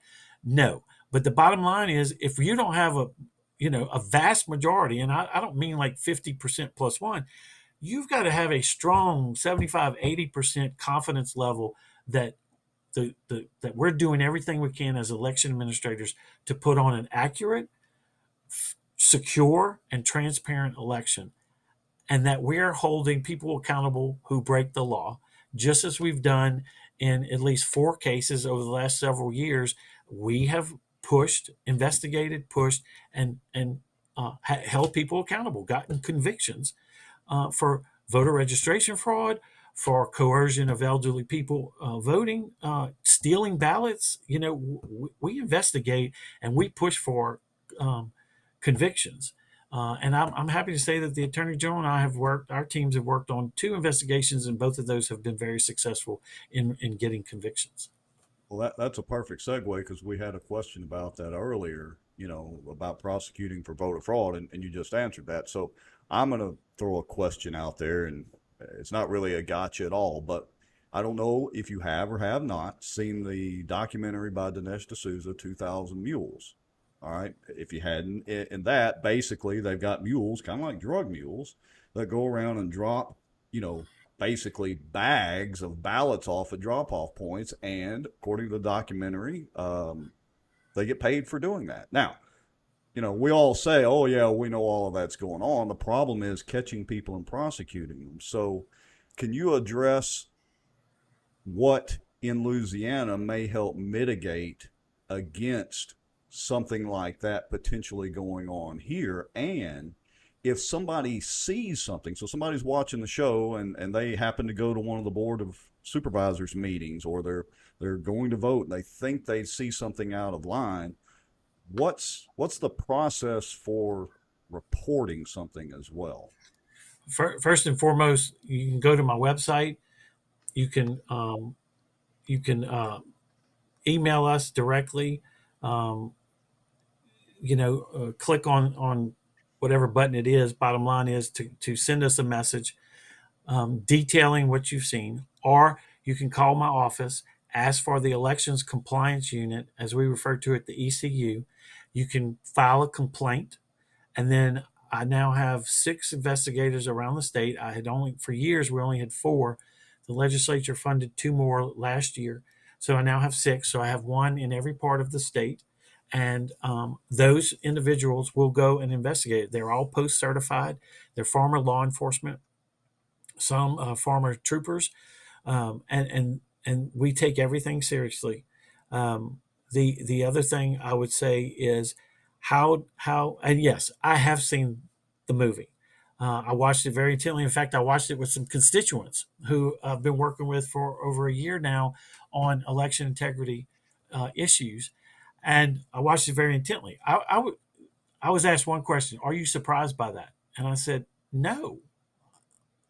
We saw it live. We knew what was going on in other states, and we were complaining about it. But I was busy trying to keep it from happening in Louisiana, which is why Senator Mizell, under my request, authored legislation in 2020 prior to COVID, or maybe it was, yes, prior to COVID, and ended up being eventually signed, does not allow for any political candidate or their campaign, any political party, any not-for-profit 501c3, any not-for-profit 501c4, any political action committee to be able to harvest absentee ballot requests or harvest absentee ballots. You can only witness one ballot if it's a non-family member. If it's an immediate family member, you can witness two. And if you transmit or transfer those ballots to the registrar's office, which is the only place you can bring it, unless it's during early voting and you can hand it in person. But when you do that, you have to fill out a form identifying yourself, identifying your relationship with that individual, if it's mom or dad or grandmother or your child or whatever, and you have to show ID, and you have to sign that form. So we have a paper trail, we can audit it, we can investigate it, and that's why what happened, or what was shown, what was revealed in 2,000 Mules is not happening in Louisiana. That's one. Additionally, we have refused to allow ballot boxes to be utilized in Louisiana.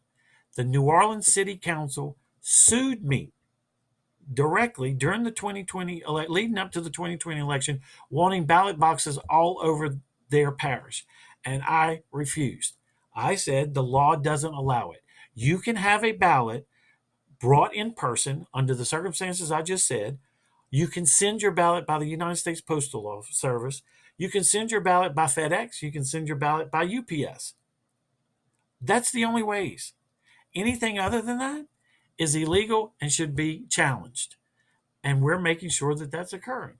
So, the city of New Orleans didn't get their way, or Orleans Parish, their city council, because that's exactly what they wanted.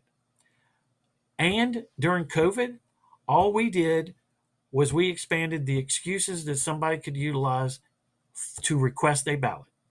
Our position has been, if you have to take up the effort, decide, I want to vote, under normal circumstances, you have to get up out of your chair, you have to go to the early voting site, or you have to go to your election day site, and you vote.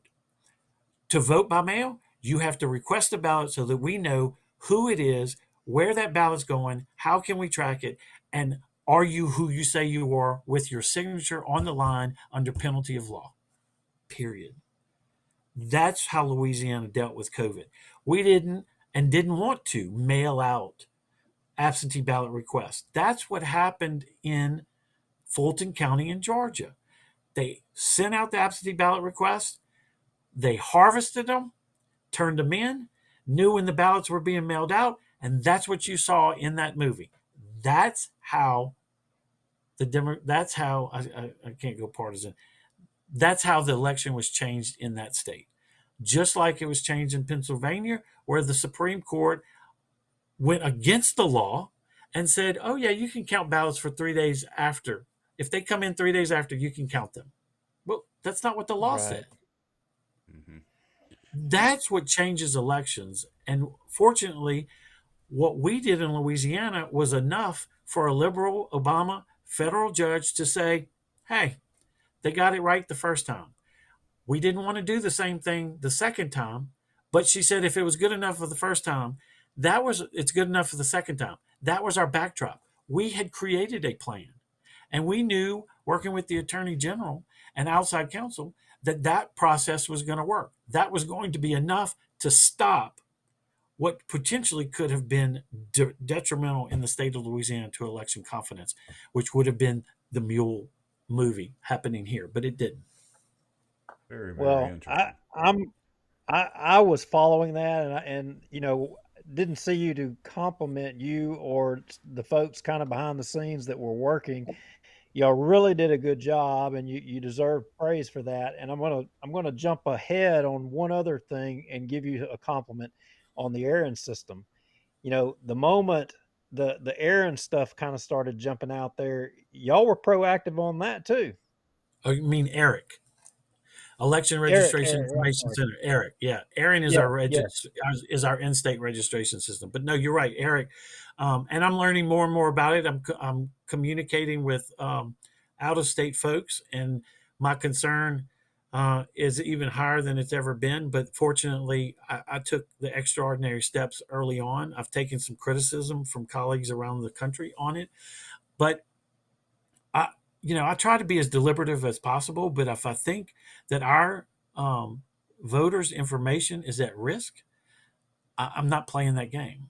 I'm going to pull back. I'm going to reassess, and we're going to find ways, or to do it the way we used to do it. Bottom line is, I don't need to pump information through another system if somebody's collecting that data. And as I've learned, the fox is watching the hen house. All they're doing is providing a self-report. There's no independent auditor of who's working that data. I want independent security. It's being demanded of me as Secretary of State in the state of Louisiana. Why wouldn't I demand it of any other group? And so, Yeah. Thanks for the compliment. I appreciate that. I feel like I'm just doing my job, but I thank you for recognizing that, and many other people around the Well, state. that's why I wanted to point it out, because I really don't think very people recognize the significance of that and the significance of that move. Because, I mean, I think arguably Louisiana may be the first state that really kind of took that bold action. I think you're the guy leading the You're way. exactly right. We were like, I think we were the 10th state to join, but we joined under very different circumstances. And maybe we did it too fast, but our goal was, we want the cleanest rolls that we can have as possible. And that was a mechanism being sold to us to do it, because we were also in another compact with some other states, Kansas and others, about 19 other states. And so we were utilizing both of them, but they weren't keeping up with the technology, and we were finding a lot of errors. But the bottom line is that, have we found some out-of-state people registered in 2 states through the ERIC system? Yes. Is it enough for me to put our 3.1 million voters' information at risk? No, sir, it's not. I'll find another way to do it. But I will tell you this, and I need folks who are listening to pay attention to this. I need them to write to the governor to support. I'm forgetting the bill. Let me see. I think it's House Bill. Where is it? It's by Les Farnham, and it would allow for me. It would allow for me. I don't have it right here. Oh wait, here maybe. It would. I'll just say it's by Representative Les Farnham, and it would allow me to have a second annual canvass to clean up our rolls. It's based upon a U.S. Supreme Court decision that came out of Ohio before the last presidential. I think it was before the second Obama race, or right after, and it will allow me to clean up the rolls of people I know that they aren't voting, and I don't think that they are still in this state. But the federal government doesn't allow me to remove them just because they don't vote. This would allow me to do direct communication and contact, because the postal service isn't doing its job for us. And so I need that tool in our toolbox in order to remove non-voting people on the list, because I'm worried about, and I do watch it, but it doesn't take much for an outside organization to get a voting list, determine that these people may not be on the roll, shouldn't be on the rolls, and then they start voting for them. And then I've got to start investigating. Again, our voting rolls Right. are the front door. And you can have all the bells and whistles on every door and window, every alarm system possible known to man. But if your front door's not locked and your alarm's not on, it hadn't done anything for you. And the front door to election integrity is our voter registration list. And I'm committed to having that as up to date as possible. I just did some quick Googling, so this may not be the bill, but HB 138 by Representative Les Farnham looks, if that's the one, it provides for supplemental annual canvass of registered voters. It. Okay. And its current status is vetoed by the governor. That was last year's. Okay. Well, so he's... Oh, wait, did he already veto it? Well, I don't know. That's what I was trying to look at the dates. Again, I just Googled it real quick. So I was trying to see when it was submitted and all that, and I'm not the best at looking all of this up. Let's see. Dates. Well, it just passed. I think it was last year. I think it was 2021 is the one that I'm looking at. So the new one just passed today. Okay. So it passed the Senate. So now it's headed to the governor's desk, and we need. Strangely enough, it passed without any opposition out of the Senate, which I find very strange. I'll have to go back and look, but that was the report I got. We need that bill. We need House Bill 178 by Representative Villio, which is the constitutional amendment that says you have to be both a United States citizen and a Louisiana citizen to be able to register and vote in the state of Louisiana. That gives us our tool. Obviously, never before has our borders been as open as they are. And if we can't put that into the Constitution, then some local governments would be able to determine that non-citizens could vote, and that would destroy our election integrity in Louisiana. You got that right. Amen. And the other one is the Miguez bill, the anti-Zuckerbucks. That's House Bill 811. That's still sitting in the Senate. We need that one as well. That would stop any outside monies from being able to be used in our elections administration processes. We'll make sure and look those up, and then I'll post that on our Facebook page some point tomorrow anyway, so people can at least go take a look at those and reach out to their legislators and do that process as well. And while I'm on here, I want to commend your legislative delegation. They take election integrity very seriously. And on a federal level, your Congressman Mike Johnson, I've worked with him tirelessly on efforts. I've consulted him. And so you have a delegation that is very committed to election integrity, and I couldn't be more proud. You've got Representative Dodie Harton that serves on the committee that oversees elections that I report to all the time. She's a tremendous asset to election integrity efforts and to me and my efforts, and I love working with her. Excellent. All right. Excellent. Yeah. Well, we have abused your time. I could sit here and ask you questions all night long, and I really didn't even get down in the weeds like I wanted to. There was some more detail, but and I think you summed it up best. You said, you were talking about, we all we have to come up with what's best. Not everybody's going to get what they want. I mean, I have the way I would want the system to go, and me and Rex will just have to go out backyard and just settle it. But it's going to take a lot of us and all of us working together to make sure that we've got a good system. And, it can't be just you, the Secretary of State. It takes the constituents of the state. Folks have got to step up and go poll watch. They've got to volunteer and be commissioners. That's right. Folks have to do that. I think that is one of our biggest problems is we don't have enough people participating in the process. I mean, agreed? Agreed, because our commissioners are aging.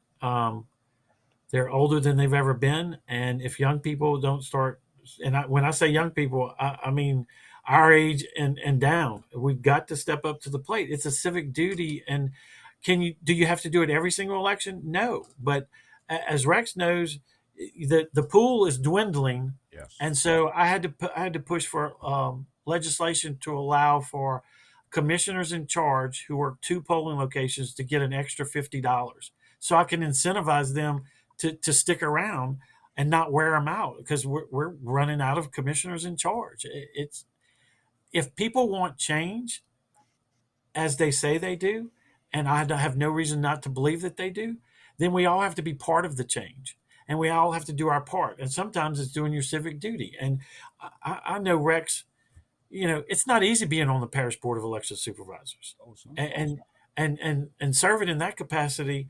You have long hours, and now we're allowing for processing of ballots earlier because of the increase in absentee balloting. But it's for the good of the republic.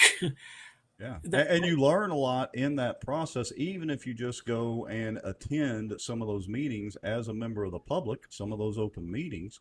Duke and I gripe about, you look at even some of our city council meetings and our police jury meetings, and, there's only a very small handful of people there, if any. So look, folks, Secretary Ardoin is right. It is, and Duke, you're absolutely hit the nail on the head.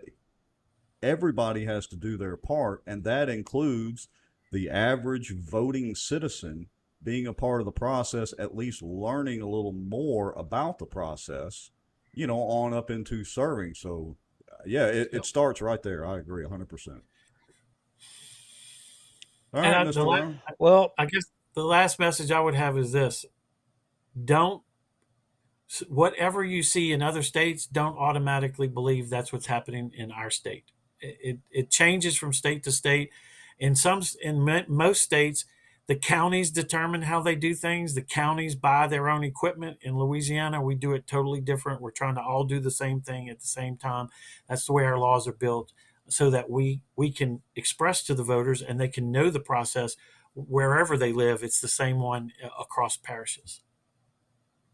Well, I'm about 99% sure that Katie Hobbs and Brad Raffensperger wouldn't commit to bungee jumping with me off the Jimmy Davis Bridge. I'm pretty confident of that. I was just going to say, y'all could settle it through the bungee jumping.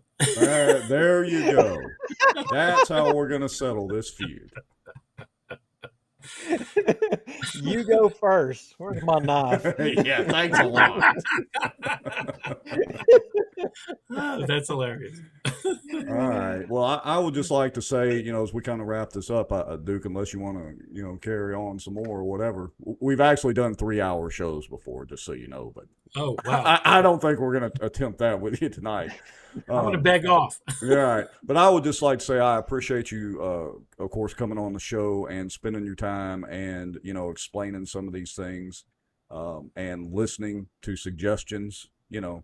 Whether my suggestion gets implemented or not, it's nice to know that at least you listened and, and offered feedback on it. And I would encourage everybody watching, comment, go to the Secretary of State's office, look for the contact stuff, send our Secretary of State an email, let him know if you have any questions or problems or, questions about what he or Duke or I said on the show. Reach out and do your part, folks. Absolutely. All right. Good night. Thank you, my friend. Guys. Thank y'all so much. Thank See you. y'all soon. Bye-bye. Right. Bye-bye. Yeah. Sheriff, you there?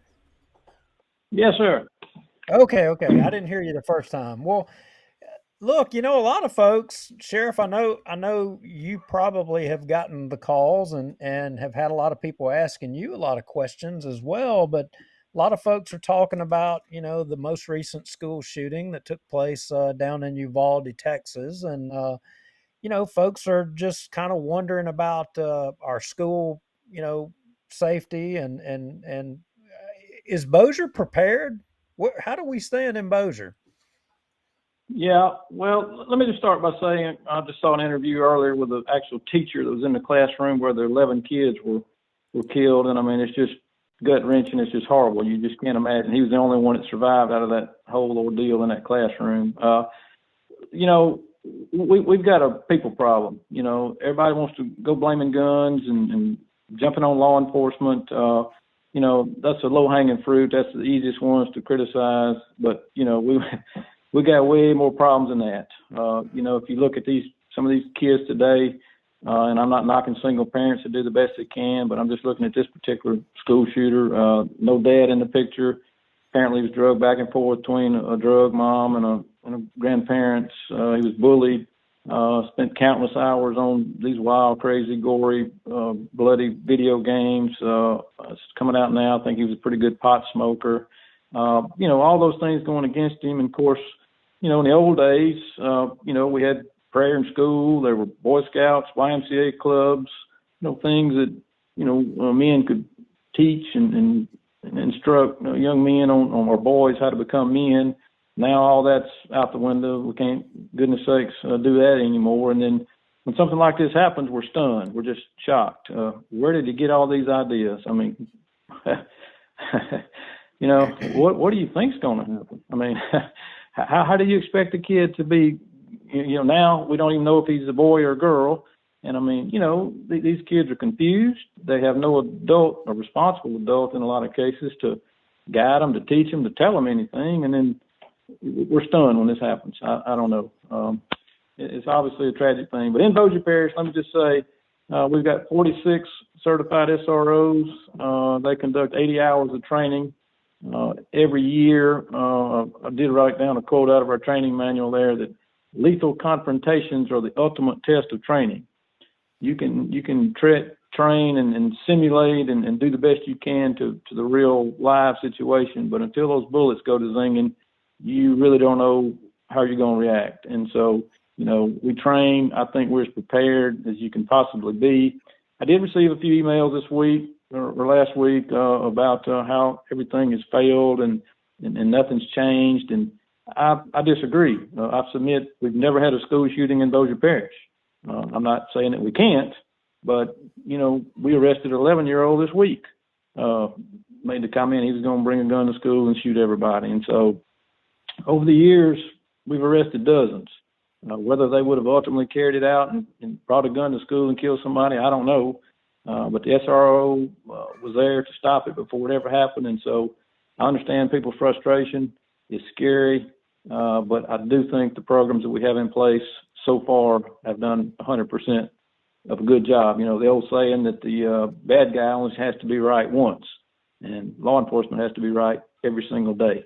So I really kudos to the SRO program. They work with the teachers, teaching them how to react and what to do. And so I can't guarantee you we'll never have one, but I'm very proud of and confident in what we have in place in Bossier Parish. Well, that brings up a good point. Let me ask a question, and you may or may not know since you're on the law enforcement end of it, of course, but you mentioned like this 11-year-old that had threatened to come in and shoot the school up and do whatever harm. Do you know what happens to kids like that are arrested for making those threats? I mean, obviously they're going to have to go in front of, juvenile court and all that, but do you know if there's any kind of rehabilitation program or any idea on what happens after the arrest? Yeah. Pretty much under current law, what can be done is done, but it's really not anything meaningful that, and of course, you don't know whether this kid was just mad and said something crazy or he's a potential, school shooter. And so you can't treat them all the same, but I would say under present law, about as much is done. Our folks, I think, do a good job of what they can under the current law, but it's just a long stretch from an 11-year-old. I don't know. That's a tough one to say. As long as you get them right and none of them ever come shoot up the school, you're batting 1,000. But it only takes one, to totally destroy and ruin people's lives. So that's kind of a tough one. Yeah, I agree. And so I've got a couple of questions more on the logistical side, and I understand that there may be some things, that if I ask that you don't want to reveal, and of course I get that too. So do most of the schools have multiple SROs? Is it one for each school, and do all the schools have an SRO? Can you give us some insight into that? That's a great question. Yeah, we had SRO in all the high schools and middle schools when I got elected. And when I got elected in 2012, I worked with the school board, and we put one in every school. And then since then, we've now increased, and we have 2 in the high school. So 1 in every single school and 2 in the high school. Right, and full disclosure, 2 of my boys went to Airline High, and so I know at that time Airline High was well north of 1,000 students, and I think there was 1 SRO at that time, so I was wondering if some of that had changed. Excellent. Yeah, we have added to it. Okay. But, you have to keep in mind that schools were not designed, they were not built as a fortress, or especially the older ones, with security in mind at all. Right. And so, I have a maximum security prison. It's it's safe. But schools, and I don't know how far we want to go. Do we want, brick walls and barbed wire and a single entrance where we, search everybody that comes in? We've got to ask ourselves, what about the trauma on children of going to school in a fortress? How's that going to work out? So, well, right now, I'm very happy and satisfied with our level of preparedness in Bossier. Well, let me give you a scenario, not to interrupt you there, Duke. So when I think it wasn't even the first month or 2, my boys were in Airline. We had homeschooled them for a little bit, and they wanted to go to public school and go to Airline, and not knocking Airline High School at all, but they did an active shooter drill. And basically, the preparation in the classroom was that the kids hid behind a desk, which is going to do about as much good as hiding behind a desk in the event of a nuclear bomb or something. My boys actually grabbed pens and pencils and each stood on the side of the door to go on the offense should an active shooter come in the classroom. Of course, I promptly got a phone call from the principal, and we had to go down and have a nice meeting. So my question would be, how do you feel about potentially training teachers, certain staff, maybe even students or whatever, to, I hate to say it, but in many cases, not necessarily be sitting ducks? What's your opinion on that? Is there any merit to that, or? Yeah, there's a wide range of thoughts on that. Of course, whether it's a school shooter or active shooter, wherever, the run, hide, fight, that's what's taught. Obviously, run and get out of there if you can. If you can, hide, and it's a last resort fight. That's pretty good advice, I would say. I think a child with a pencil doesn't have much of a chance against a person wearing a vest and a semi-automatic weapon or 2, depending on how many they have with them. There's some talk of arming teachers, and guys, I'm just not in favor of that. Nothing against teachers. My wife was a teacher. My mom was a teacher. But, you just start with, where's the teacher going to keep the gun, number one, okay? And then what do we do from there? I mean, you saw in Texas the police response and the difficulty they had. I just think arming teachers, they have a tough enough job just trying to teach. And I just, maybe in some areas, rural, and they can't do any better, that's all they can afford, or there are no SROs, perhaps, maybe that might be an option. But with us in Bossier, I think, I know trained SROs, and then teachers certainly need to be trained and taught, what to expect and what to do too. But I'm not for arming teachers. Well, I heard you say that we've added 2, SROs per the high schools, in which that's news to me. I didn't know that, in which that's good. You made me think about that. What is an appropriate number, and what isn't at what point do we say, we can't provide security to the level that, what's the limit? Where? Yeah. Do you know what I'm trying to say? I know exactly what you're talking about, and I can't give you an answer because depending on the layout of the school, how it was designed and built, there's just so many factors in there. It's just almost impossible to tell. I was reading a thing, I don't know, last week, I guess, where somewhere that was going to 500. For every 500 students, they would have an SRO. I don't know how they came up with that number because there's just so many variables. I don't know, dude. I don't know what the perfect number is. Yeah, well, I always go with the stance that you're never safe, never completely safe. Honestly, it wouldn't matter how many SROs we had in the schools. They can't be everywhere at all times. the best that we can do is try to keep them as safe as possible, and in my opinion, keep the response times as low as possible. And Duke, I didn't mean to interrupt you, so go ahead. Yeah, no, and Brandy Jones Faulting says, Duke, there should be no limits to protecting our children. Brandy, I completely agree. But if we get to a point in society, the point I was trying to make, if we get to a point in society to where we can no longer ensure, kids' safety in public school because of the way the world has gotten, maybe we're getting to the point where we have to rethink public education or education as a whole. Are we getting there, or can we, have enough SROs? How much? At what point, do we say Right. too much? That's what I was Mhm. trying to make us kind of think about a That little bit there. That's exactly right, and that's what I was talking about in designing of our schools. We could build them like a fortress, like my prison up there. I could guarantee you there'd never be a shooting in there. But is that how far do we want to go?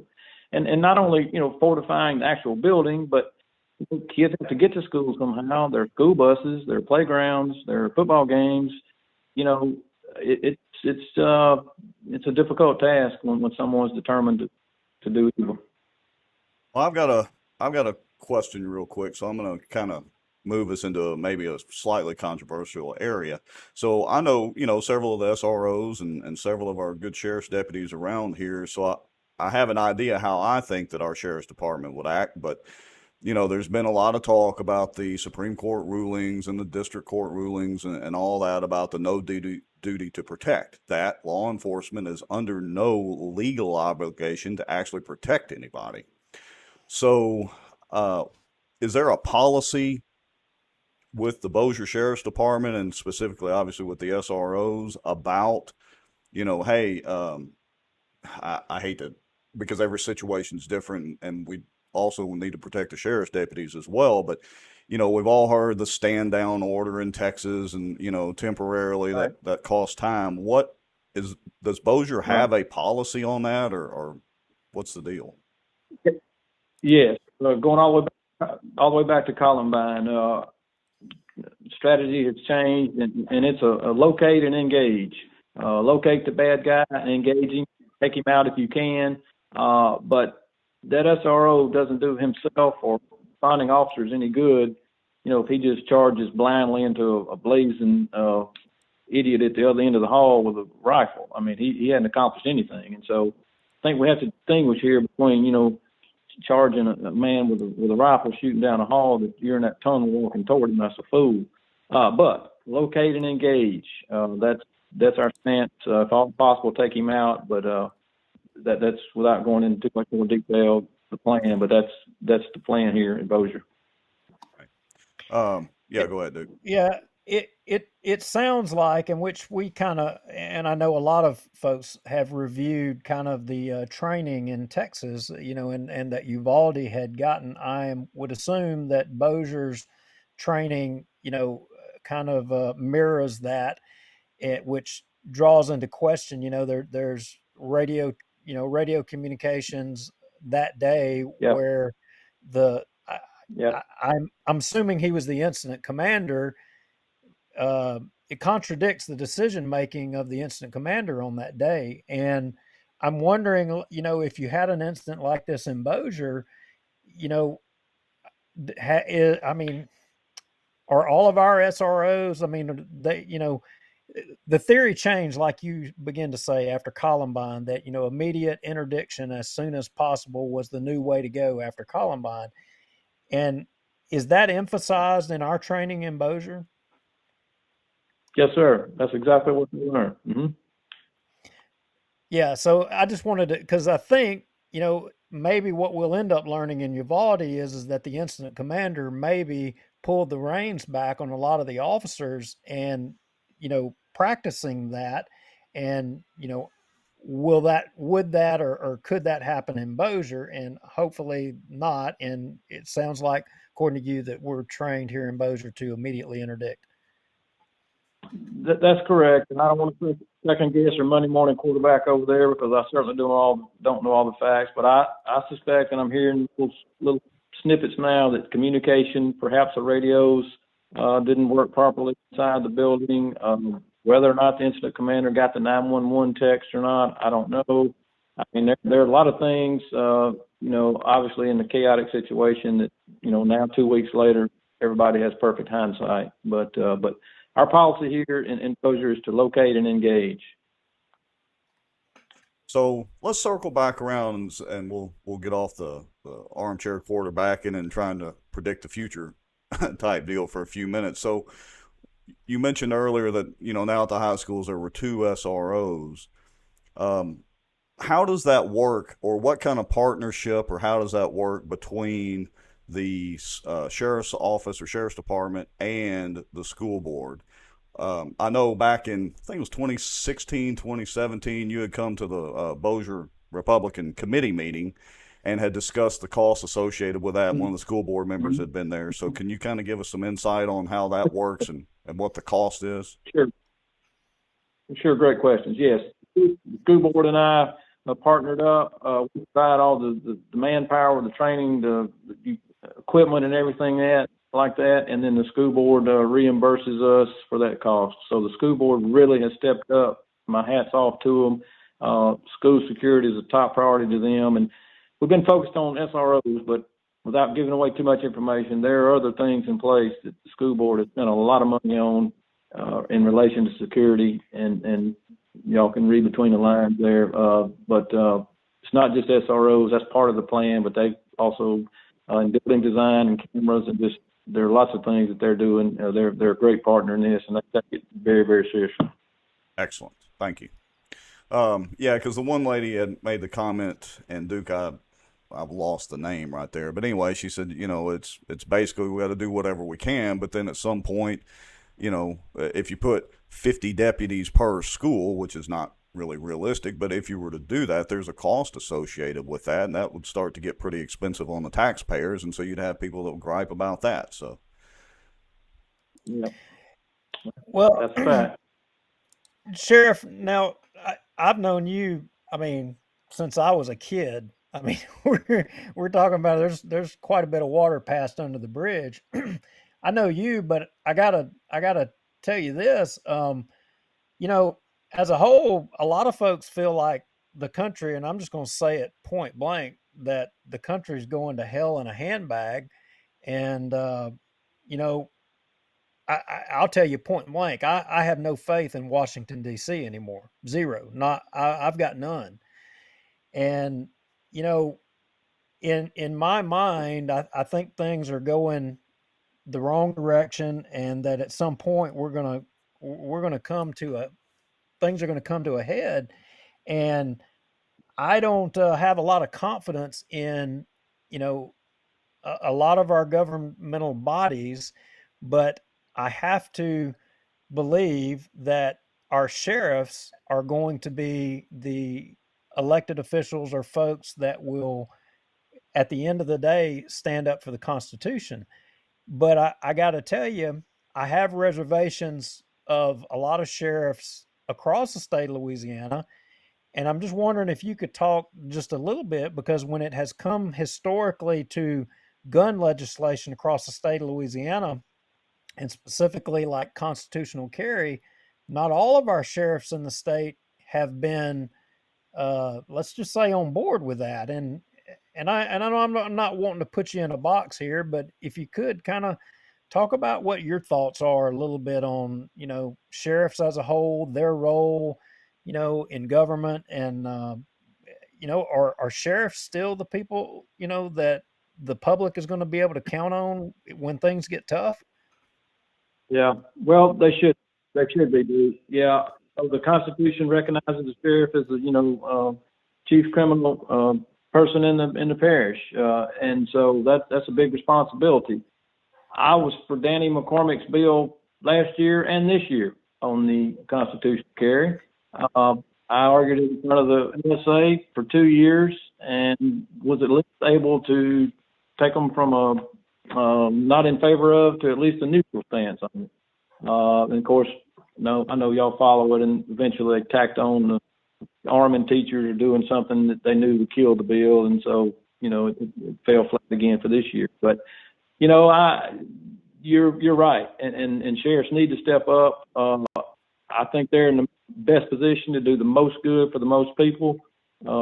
They're accountable directly to the people. There's no mayor, commission, middleman, whatever. The people and the sheriff make the decision, and so I'm gonna issue that challenge to more of my colleagues.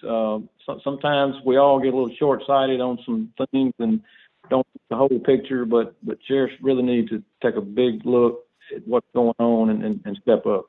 I couldn't agree more.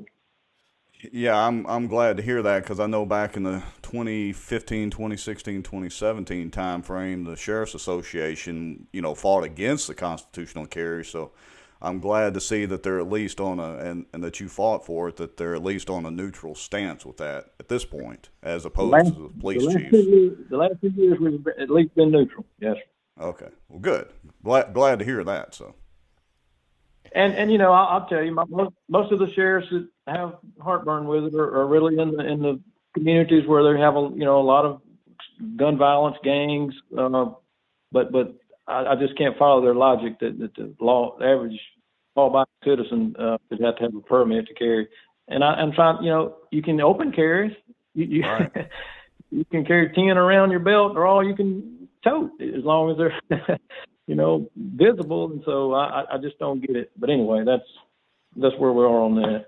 So I don't know how much longer you got to stay with us, and we appreciate your time so far. So I want to touch on one other slightly controversial thing. So what is your stance on AR-15s being owned by the general public? The NPR magazine and their podcast, had put up a deal that the 223 or 5.56 round will decapitate a person, and these are military weapons, blah, blah, blah. So what's your stance on the infamous AR-15? And of course, most people think that the AR stands on there for assault rifle when it does not. So, you're talking about a group that really doesn't have what do they call it? A automatic weapon of war. Right. I mean, well.